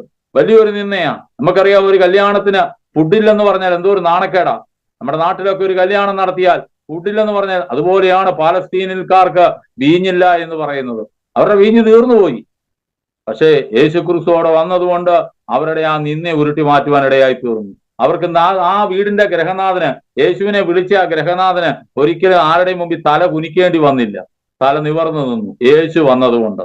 യേശുവിന്റെ സ്ഥാനത്ത് അവരുടെ മതപുരോഹിതന്മാരായിരുന്നു വന്നിരുന്നെങ്കിൽ എനിക്ക് തോന്നുന്നു ഒരിക്കലും അത് സംഭവം നടക്കത്തില്ല. യേശുവിനെ വിളിച്ചത് വലിയ ഭാഗ്യമായിപ്പോയി. അതുകൊണ്ട് യേശുവാണ് നിന്നെ വിളിക്കുന്നതെങ്കിൽ, യേശുവിന്റെ പുറകെയാണ് നീ ഇറങ്ങി വന്നിരിക്കുന്നെങ്കിൽ നിനക്കൊരിക്കലും ലജ്ജിച്ചു പോകേണ്ടി വരും. വചനം ഇങ്ങനെ പറയുന്നു, അവങ്കിലേക്ക് നോക്കിയവർ പ്രകാശിതരായി, അവരുടെ മുഖം ലജ്ജിച്ചു പോയതുമില്ല. ഈ എളിയവൻ നിലവിളിച്ചു, യഹോവ കേട്ടു, അവന്റെ സകല കഷ്ടങ്ങളിൽ നിന്നും വിടുവിച്ചു. അങ്ങനെയാണ് ഒരു കാര്യം. വചനം ഇങ്ങനെ പറയുന്നു, അവൻ എന്നോട് പറ്റിയിരിക്കിയാൽ ഞാൻ അവനെ വിടുവിക്കും. അതുകൊണ്ട് നമ്മെ വിടുവിക്കുന്ന ഒരു സർവശക്തനായ ദൈവം നമ്മുടെ കൂടെയുണ്ട്. അങ്ങനെ ഞാൻ കർത്താവിന്റെ വേലയ്ക്ക് വേണ്ടി അവിടുന്ന് ഇറങ്ങി കർത്താവിന്റെ വേലയോടുള്ള ബന്ധത്തില് ഞാൻ ബൈബിൾ കോളേജിൽ പഠിക്കുമ്പോൾ എന്നോട് ദൈവത്തിന്റെ ആത്മാവ് ഒരു പ്രവാചകനിലൂടെ ഇങ്ങനൊരു ദൈവാത്മാലോചന എന്നെ കേൾപ്പിച്ചു. എന്നോട് പറഞ്ഞു, ഇപ്രകാരം പറഞ്ഞു, നിന്നെ ഈ ബൈബിൾ കോളേജിൽ നിന്ന് പഠിപ്പിച്ച് പുറത്തിറക്കത്തില്ലെന്ന് ശത്രു വെല്ലുവിളിച്ചുകൊണ്ടിരിക്കുക. പക്ഷേ ദൈവത്തിന്റെ ആത്മാവ് പറയുന്നു, നീ ഈ കോളേജിൽ നിന്ന് പഠിച്ചിറങ്ങുമെന്ന് മാത്രമല്ല, നിന്നെ ഈ ഗ്രൗണ്ടിൽ നിന്ന് മാനിച്ചേ പുറത്തു വിടത്തുള്ളൂ. ആ ദൈവം എന്നെ കുമ്പനാട് കൺവെൻഷന്റെ സമയത്ത് ഞാൻ അതിന്റെ പൂർത്തീകരണം കാണുവാനിടയായിത്തുള്ളൂ. എൻ്റെ അമ്മയുടെ കാല് ഒടിഞ്ഞു. എൻ്റെ അമ്മയുടെ കാലൊടിഞ്ഞ് ഞാൻ ബൈബിൾ കോളേജിൽ പഠിക്കുമ്പോൾ എൻ്റെ അമ്മയുടെ കാലൊടിഞ്ഞപ്പോൾ എൻ്റെ വീട്ടില് ഞാനൊരു കൂട്ടായ്മ അവിടെ നടത്തുന്നുണ്ട്. ഞാനൊരു ചെറിയ, ഇവിടെ ചെന്നാലും ഒരു യാഗപീഠം പണിയുന്ന ഒരു പരിപാടിയുണ്ട്. ഞങ്ങൾ ഓരോ സ്ഥലത്ത് നിൽക്കുമ്പോൾ തന്നെ ദൈവത്തിന്റെ ആത്മാവ് ചില സ്ഥലത്തേക്ക് നമ്മളെ പറഞ്ഞു വിടും. അവിടെ ചില യാഗപീഠങ്ങളൊക്കെ, ചില കൂട്ടായ്മകളൊക്കെ രൂപം കൊടുക്കും. അങ്ങനെ ഒരു കൂട്ടായ്മ ഞാൻ നടത്തിക്കൊണ്ടിരിക്കുമ്പോൾ എൻ്റെ അമ്മയുടെ കാലൊടിഞ്ഞു. ഞങ്ങളെ കൂട്ടായ്മയിലൊന്നും ആരും വരുന്നില്ല. രണ്ടൂന്ന് പേര് മാത്രമേ അവിടെ അന്ന് വരുന്നുള്ളൂ. അങ്ങനെ ഒരു ചെറിയ കൂടി വരവാ. പക്ഷേ ഞാൻ ബൈബിൾ കോളേജിൽ പഠിക്കുക, ഭയങ്കര ബുദ്ധിമുട്ടും പ്രയാസത്തിലൂടെയാണ് ഞാൻ പോകുന്നത്. അങ്ങനെ ഇരിക്കുന്ന സമയത്താണ് എൻ്റെ അമ്മയുടെ കാലൊടിഞ്ഞു. എൻ്റെ അമ്മയെ നോക്കാൻ വേറെ ആരുമില്ല, ഞങ്ങളാണ് നോക്കുന്നത്. ആ സമയത്തൊക്കെ ഭയങ്കര ബുദ്ധിമുട്ടും പ്രയാസവും ഞങ്ങളുടെ ജീവിതത്തിലുണ്ടായിരുന്നു. പക്ഷെ ആ സമയത്ത് ഞാൻ ഒരു കാര്യം എനിക്ക് മനസ്സിലായി. അന്ന് ഞാൻ ഓർത്തു, ബൈബിൾ കോളേജിലെ പഠിത്തം മിക്കവാറും അവസാനിപ്പിക്കേണ്ടി വരും. കാരണം എന്തെന്ന് ചോദിച്ചാൽ 10 ദിവസം മാത്രമേ ഉള്ളൂ ഞങ്ങൾക്ക് സെമസ്റ്ററിൽ ലീവുള്ളൂ. 10 ദിവസം സെമസ്റ്ററിൽ ലീവുള്ളൂ. ആ 10 ദിവസത്തിന് മേളിൽ ഞാൻ കോട്ടയം മെഡിക്കൽ കോളേജിൽ എൻ്റെ അമ്മയെ നോക്കേണ്ട സാഹചര്യം വന്നു. അത് കാരണം എനിക്ക് ബൈബിൾ കോളേജിൽ പോകാൻ പറ്റിയില്ല. അതുകൊണ്ട് ആ പരീക്ഷ എഴുതാൻ പറ്റിയില്ല. എനിക്ക് ആ സെമസ്റ്റർ, അങ്ങനെയാ ഞാൻ 3 വർഷം പഠിക്കേണ്ടതിന് പകരം 4 വർഷം പഠിക്കേണ്ടി വന്നു. 1 വർഷം കൂടെ കൂടുതൽ പഠിക്കേണ്ടി വന്നു. പക്ഷെ അന്നേരം ഞാൻ ഓർത്തു, ഇനി ഞാൻ വലയും പടവും എടുത്തേക്കാം, ഏതായാലും പഠിത്തമൊന്നും നടക്കുമെന്ന് തോന്നുന്നില്ല. അങ്ങനെ പത്രോസിനെ പോലെ പിന്മാറ്റത്തിലേക്ക്, അതായത് പിന്മാറ്റം എന്ന് ഉദ്ദേശിക്കുന്നത് ജോലി ചെയ്യാനായിട്ട് ഞാൻ തീരുമാനമെടുത്ത് പോയി. അങ്ങനെ പോകുന്ന സമയത്ത് എനിക്ക് നാക്കേൽ ഒരു വലിയ കുരു വന്നിട്ട് എനിക്ക് സംസാരിക്കാൻ മേല. ഞാനൊരു സെയിൽസിലാണ് വർക്ക് ചെയ്യുന്നത്. എന്റെ നാക്കുകൊണ്ട് സംസാരിക്കാൻ മേലാത്തൊരവസ്ഥ വന്നു. ഞാൻ ദൈവസന്നിധിയിൽ ഇരുന്നു. ഞാൻ ദൈവത്തോട് ചോദിച്ചു, കർത്താവെ, ഞാൻ ദൈവസന്നിധിയിൽ ഇരുന്ന് കരഞ്ഞു. ഞാൻ ദൈവത്തോട് ചോദിച്ചു, കർത്താവെ, നീ എന്നെ ജോലിക്ക് വിടാനും അനുവദിക്കുന്നില്ല, കർത്താവിന്റെ വേലയ്ക്ക് പോകാനും പറ്റുന്നില്ല, സാമ്പത്തികവുമില്ല, ഞാൻ എന്നാ ചെയ്യണ്ടേ? ദൈവത്തോട് തന്നെ ഞാൻ കരഞ്ഞു. എല്ലാം ഞാൻ ദൈവത്തോട് ചോദിക്കുന്ന ഒരു ചോദ്യമുണ്ട്. എനിക്ക് അന്ന് മുതൽ, ഇറങ്ങിയ നാൾ മുതൽ ഞാൻ എല്ലാം ദൈവത്തോട് ചോദിച്ചാ ചെയ്യുന്നത്. ഞാൻ ദൈവത്തോട് ചോദിച്ചു, കർത്താവെ, ഞാൻ എന്നാ ചെയ്യേണ്ടത്? നീ ആൾക്കാരെയും തരുന്നില്ല, ഇവിടെ ഈ കൂട്ടായ്മയിൽ ആളും വരുന്നില്ല. നിങ്ങൾക്കറിയാമോ, അന്ന് തലേ ദിവസം ഞാനിരുന്ന് കരയുന്നത് ഒരു ശനിയാഴ്ച വൈകുന്നേരമായിരുന്നു. ഞാൻ ദൈവത്തോട് കരഞ്ഞു. കരയുന്ന സമയത്ത് ഞായറാഴ്ച രാവിലെ ആ പ്രദേശത്തുള്ള 3 പ്രമാണികളെ ആ കൂട്ടായ്മയിലേക്ക് ദൈവം കൊണ്ടുവന്നു. അതെന്തിനാ? ഞാൻ ഓർക്കുക, എന്റെ ദൈവം എത്ര വിശ്വസ്തനാ. ആ കൂട്ടായ്മയിലേക്ക് 3 പേരെ, മർത്തോമ, CSI, യാക്കോബായ കുടുംബങ്ങളിലുള്ള 3 അച്ചായന്മാരെ എന്റെ കൂട്ടായ്മയിലേക്ക് ദൈവം കൊണ്ടുവന്നു. സ്തോത്രം. ദൈവത്തിന്റെ ആ അദൃശ്യ കരം ഞാൻ അവിടെ കണ്ടു. പിന്നെ അവര് വന്നു കഴിഞ്ഞ പിന്നെ അവരാണ് എന്റെ കാര്യങ്ങളെല്ലാം. ഞാൻ ഗ്രാജുവേറ്റ് ചെയ്ത് പുറത്തു വരുന്നത് വരെ എന്റെ മുഴുവൻ കാര്യങ്ങളും അവരാണ് ചെയ്യുന്നത്. എനിക്കറിയാം, എന്റെ വീടിനകത്ത് അടുക്കളയില് ആഹാരത്തിന് എന്തെങ്കിലും കുറവുണ്ടെങ്കിൽ അവരുടെ ഭാര്യമാർ വന്ന് നോക്കിയിട്ട് അവര് മേടിക്കുന്ന പത്തനംതിട്ടയിലുള്ള വലിയ സൂപ്പർ മാർക്കറ്റുകളിൽ നിന്ന് അവര് മേടിക്കുന്നത് പോലെ തന്നെയുള്ള ആഹാര പദാർത്ഥങ്ങൾ എന്റെ വീട്ടിൽ കൊണ്ടുത്തരും.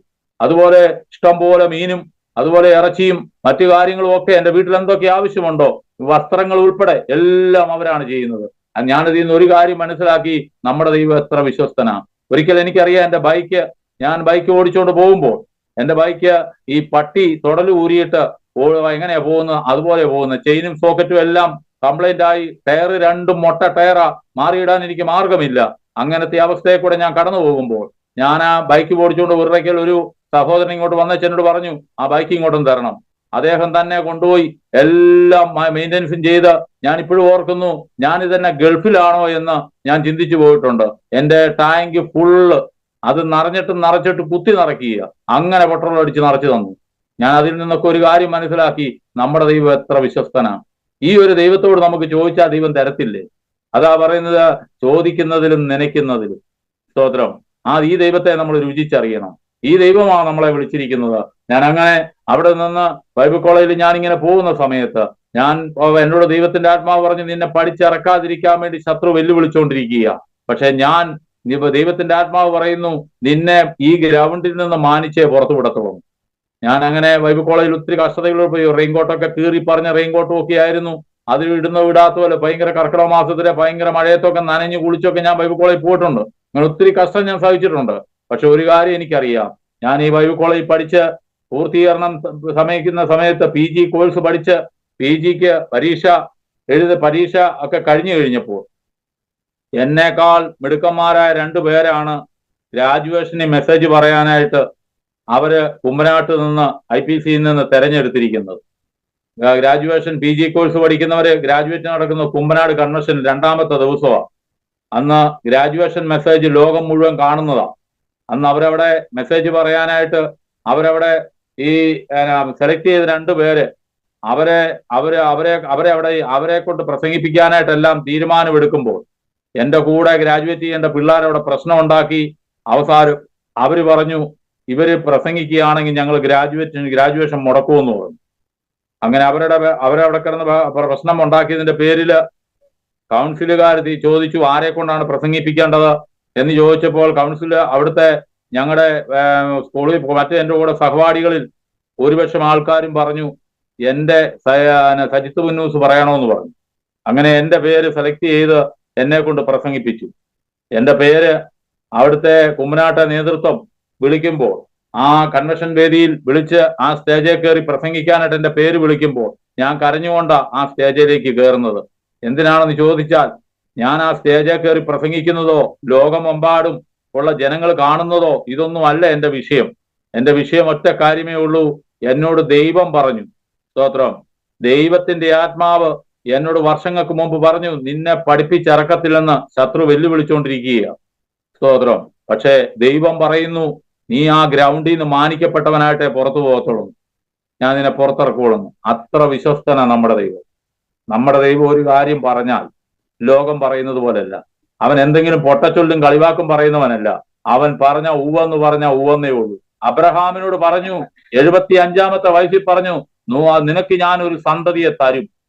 അത് തരുമെന്ന് പറഞ്ഞാൽ അത് 88 കിട്ടിയെന്ന് വരികയല്ല, 98 കിട്ടിയെന്ന് വരികയല്ല, 100ാമത്തെ വയസ്സിൽ ദൈവത്തിന്റെ പ്ലാൻ. അതുകൊണ്ടാ പത്രോസ് ലേഖനം എഴുതിയപ്പോ ഇങ്ങനെ പറഞ്ഞു, അവൻ തക്ക സമയത്ത് നിങ്ങളെ ഉയർത്തേണ്ടതിന് അവന്റെ ബലമുള്ള കൈക്കീഴി താന്നിരിക്കണം.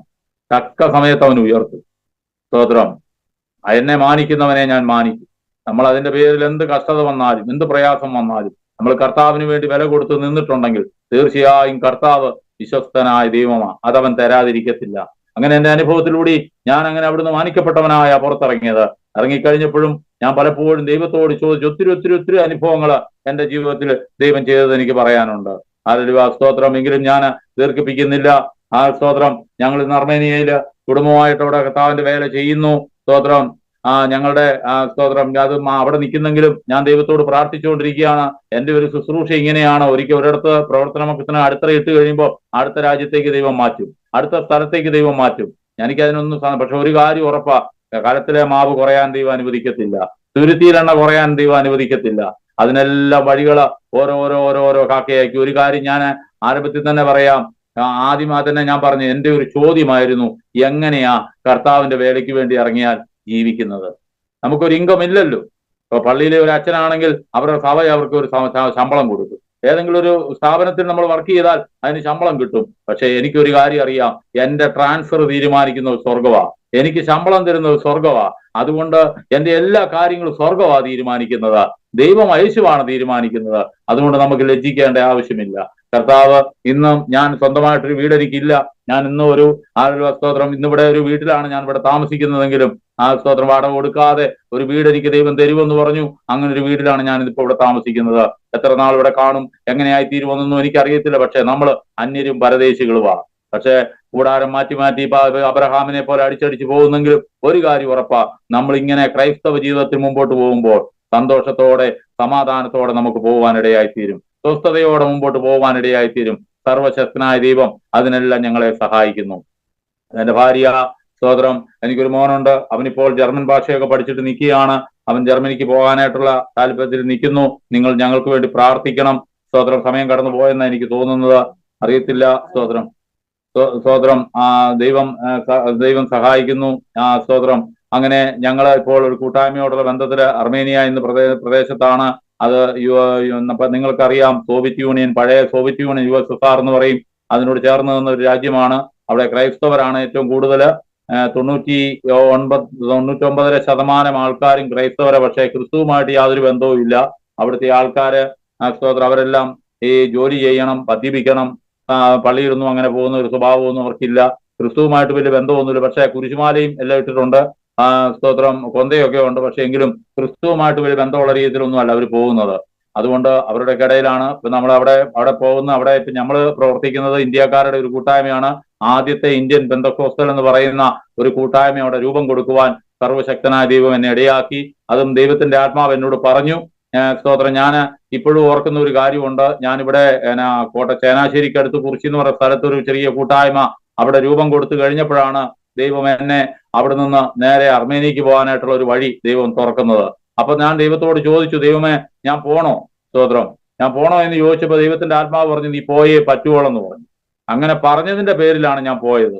ഞാൻ ദൈവത്തിന്റെ ആത്മാവ് പല ദൈവദാസന്മാരിലൂടെ പോണമെന്നും അവിടെ പ്രവർത്തിക്കണമെന്നും ഒക്കെ പറഞ്ഞു. പക്ഷെ ഞാൻ കേട്ടപ്പോൾ ആ രാജ്യത്ത് മലയാളികളായി അല്ലെ ഇന്ത്യക്കാരായിട്ടുള്ള ഒത്തിരി ആൾക്കാർ പോയി ചതിക്കപ്പെടുകയാണ്. അവിടെ വലിയ സമ്പന്ന രാജ്യമൊന്നുമല്ല. അവിടെ പോയി ഒത്തിരി പേര് ചതിക്കപ്പെടുകയാണ്. അപ്പൊ ആ നാട്ടിൽ പോയാൽ ഞാനും ചതിക്കപ്പെടും.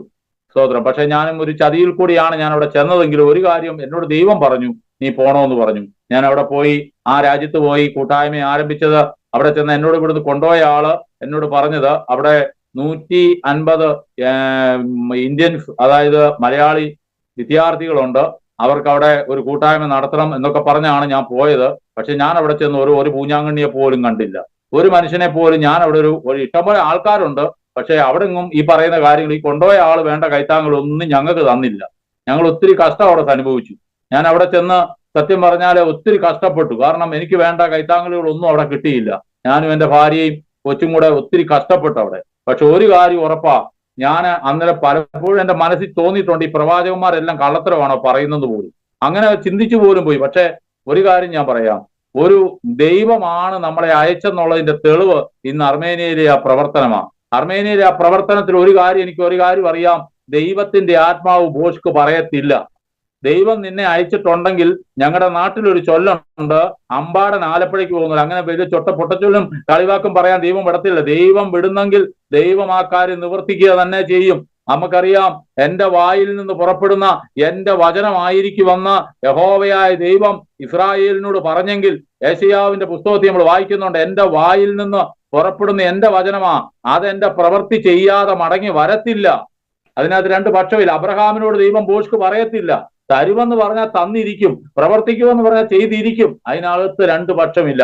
ദൈവം ഒരു കാര്യം പറഞ്ഞു, ഞാൻ അവിടെ ചെന്നെങ്കിലും ഞാൻ എൻ്റെ മാനുഷിക രീതിയിൽ ഞാൻ ചിന്തിച്ചു പോയി, എന്റെ ദൈവമേ ഇതെല്ലാം ചതിയായിരുന്നല്ലോ, ഇങ്ങനെയാണല്ലോ പറ്റിപ്പോയി. പക്ഷെ ഒരു കാര്യം ഞാൻ പറയാം, ഒരിക്കൽ ഞാൻ ഒരിടത്ത് ജോലി ചെയ്തുകൊണ്ടിരിക്കുമ്പോൾ 6 കോള് ഒരച്ഛൻ എന്നെ വിളിച്ചിട്ട് എന്നോട് ചോദിച്ചു. ഞാൻ എടുത്തപ്പോൾ 6 കോള് വന്ന് മിസ് കോള് കിടക്കുന്നു. ഞാൻ എടുത്ത് ചോദിച്ചു, ആരാ എന്ന് ചോദിച്ചപ്പോൾ പറഞ്ഞു, എന്റെ പേര് ഇങ്ങനെ അദ്ദേഹത്തിന്റെ പേര് പറഞ്ഞിട്ട് അദ്ദേഹം പറഞ്ഞു, സജിത്ത് പാസ്റ്ററാണോ എന്ന് പറഞ്ഞാണെന്ന് പറഞ്ഞു. എന്നെ ഞാൻ പറഞ്ഞു, ഞാൻ ഇങ്ങനെ ഒരു കമ്പനി ജോലി ചെയ്തുകൊണ്ടിരിക്കുക, ഞാൻ വീട്ടിൽ വന്നിട്ട് വിളിക്കാമെന്ന് പറഞ്ഞു. ഞാൻ വീട്ടിൽ വന്ന് വിളിച്ചു ചോദിച്ചപ്പോൾ എന്നോട് ഇങ്ങനെ ചോദിച്ചപ്പോൾ എന്നോട് പറഞ്ഞു, ആരോ നമ്പർ കൊടുത്താണ് അദ്ദേഹത്തിന്റെ മകൻ അവിടെ പഠിക്കുന്നുണ്ട്. അദ്ദേഹം കുവൈറ്റിലാണ്. അദ്ദേഹത്തിന്റെ ഭാര്യയും അദ്ദേഹത്തിന്റെ മോളും കൊണ്ട് അവര് അന്ന് നാട്ടിലോട്ട് പോരേണ്ടതിന് പകരം അവരാ മോന്റെ അരിക്കിലോട്ടാണ് വന്നത്. അവിടെ വന്നപ്പോ എന്നോട് പറഞ്ഞു പാസ്റ്ററെ, എന്നോട് ആദ്യമൊക്കെ ഇങ്ങനെ പറഞ്ഞിട്ട് എന്നോട് പറഞ്ഞു, പിന്നെ അത് അന്നേരം വിവരങ്ങളൊക്കെ ചോദിച്ചു, പിന്നെ പുള്ളി കട്ട് ചെയ്തു.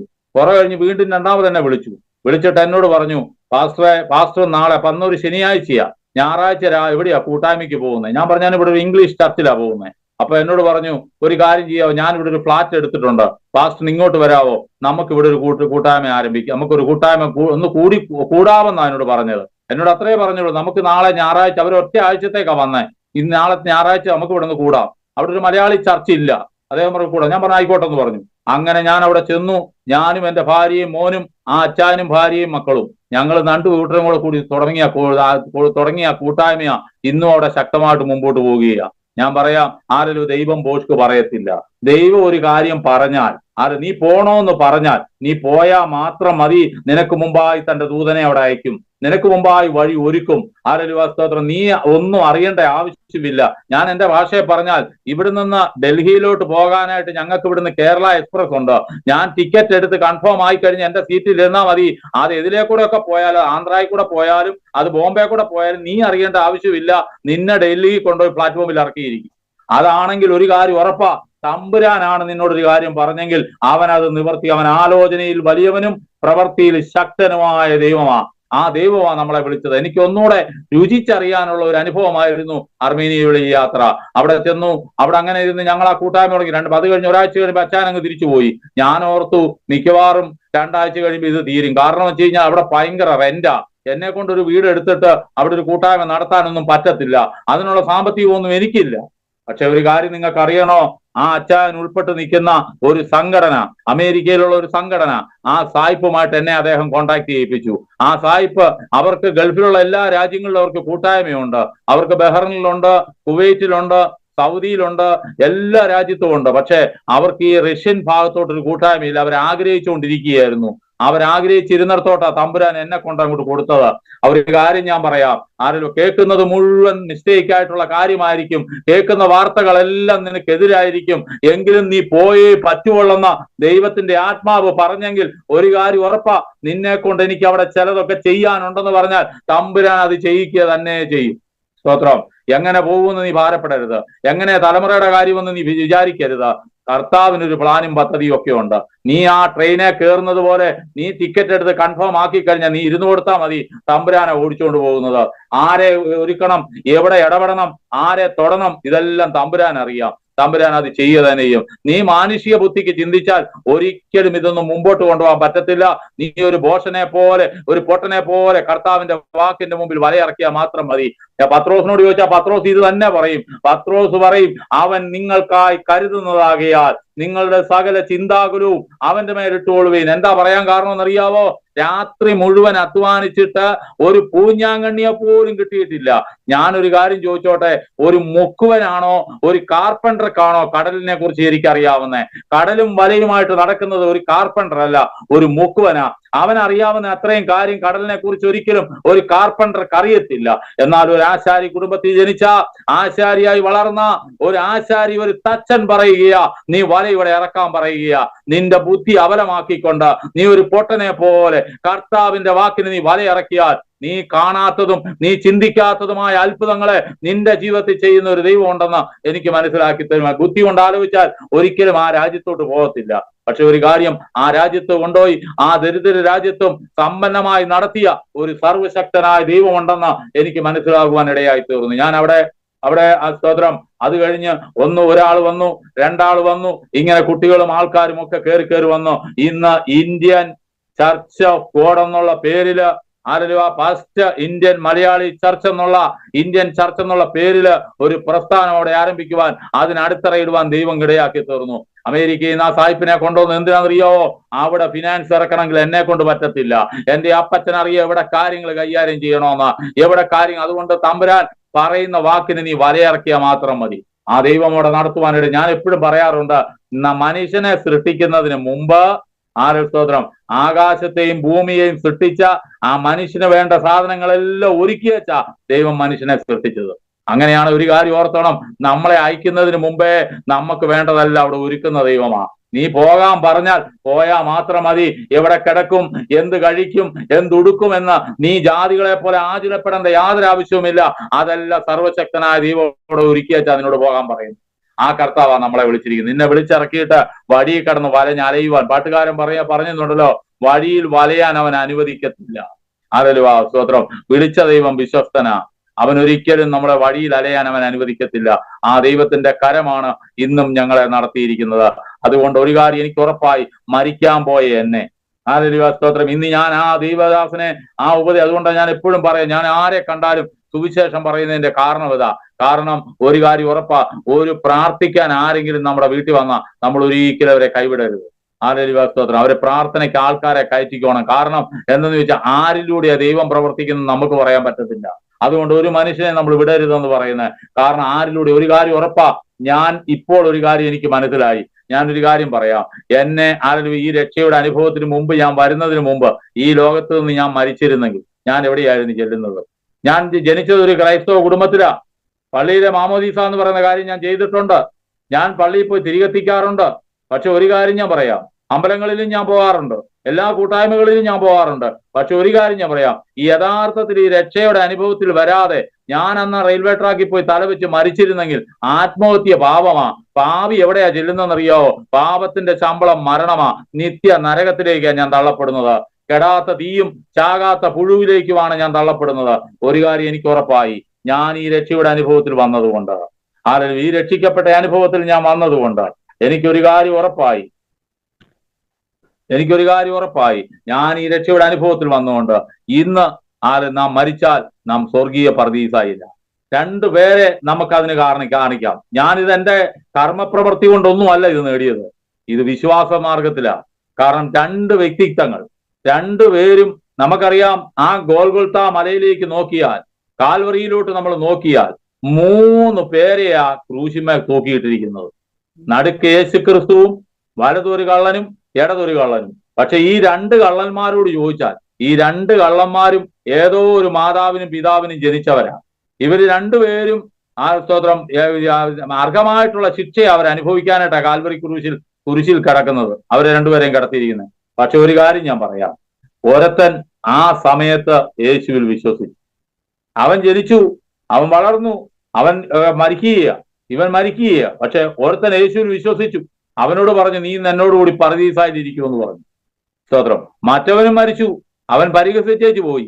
പക്ഷെ അവൻ നിത്യ നരകത്തിലേക്ക് തള്ളപ്പെട്ടു. ഇതാണ് ഈ ലോകത്തിൽ ജനിക്കുന്ന ഒരു മനുഷ്യന്റെ അവസ്ഥ. ഒന്നുകിൽ ഒരു സ്വർഗത്തിലോട്ട് പോകും, അല്ലെ നരകത്തിലോട്ട്. ഞാൻ എപ്പോഴും പറയാറുണ്ട്, സ്തോത്രം, നമ്മൾ ഇവിടെ വെച്ച് കൺഫേം ചെയ്യണം. ആ പരീക്ഷന് കിട്ടിയ ഭാഗ്യം എന്നറിയോ?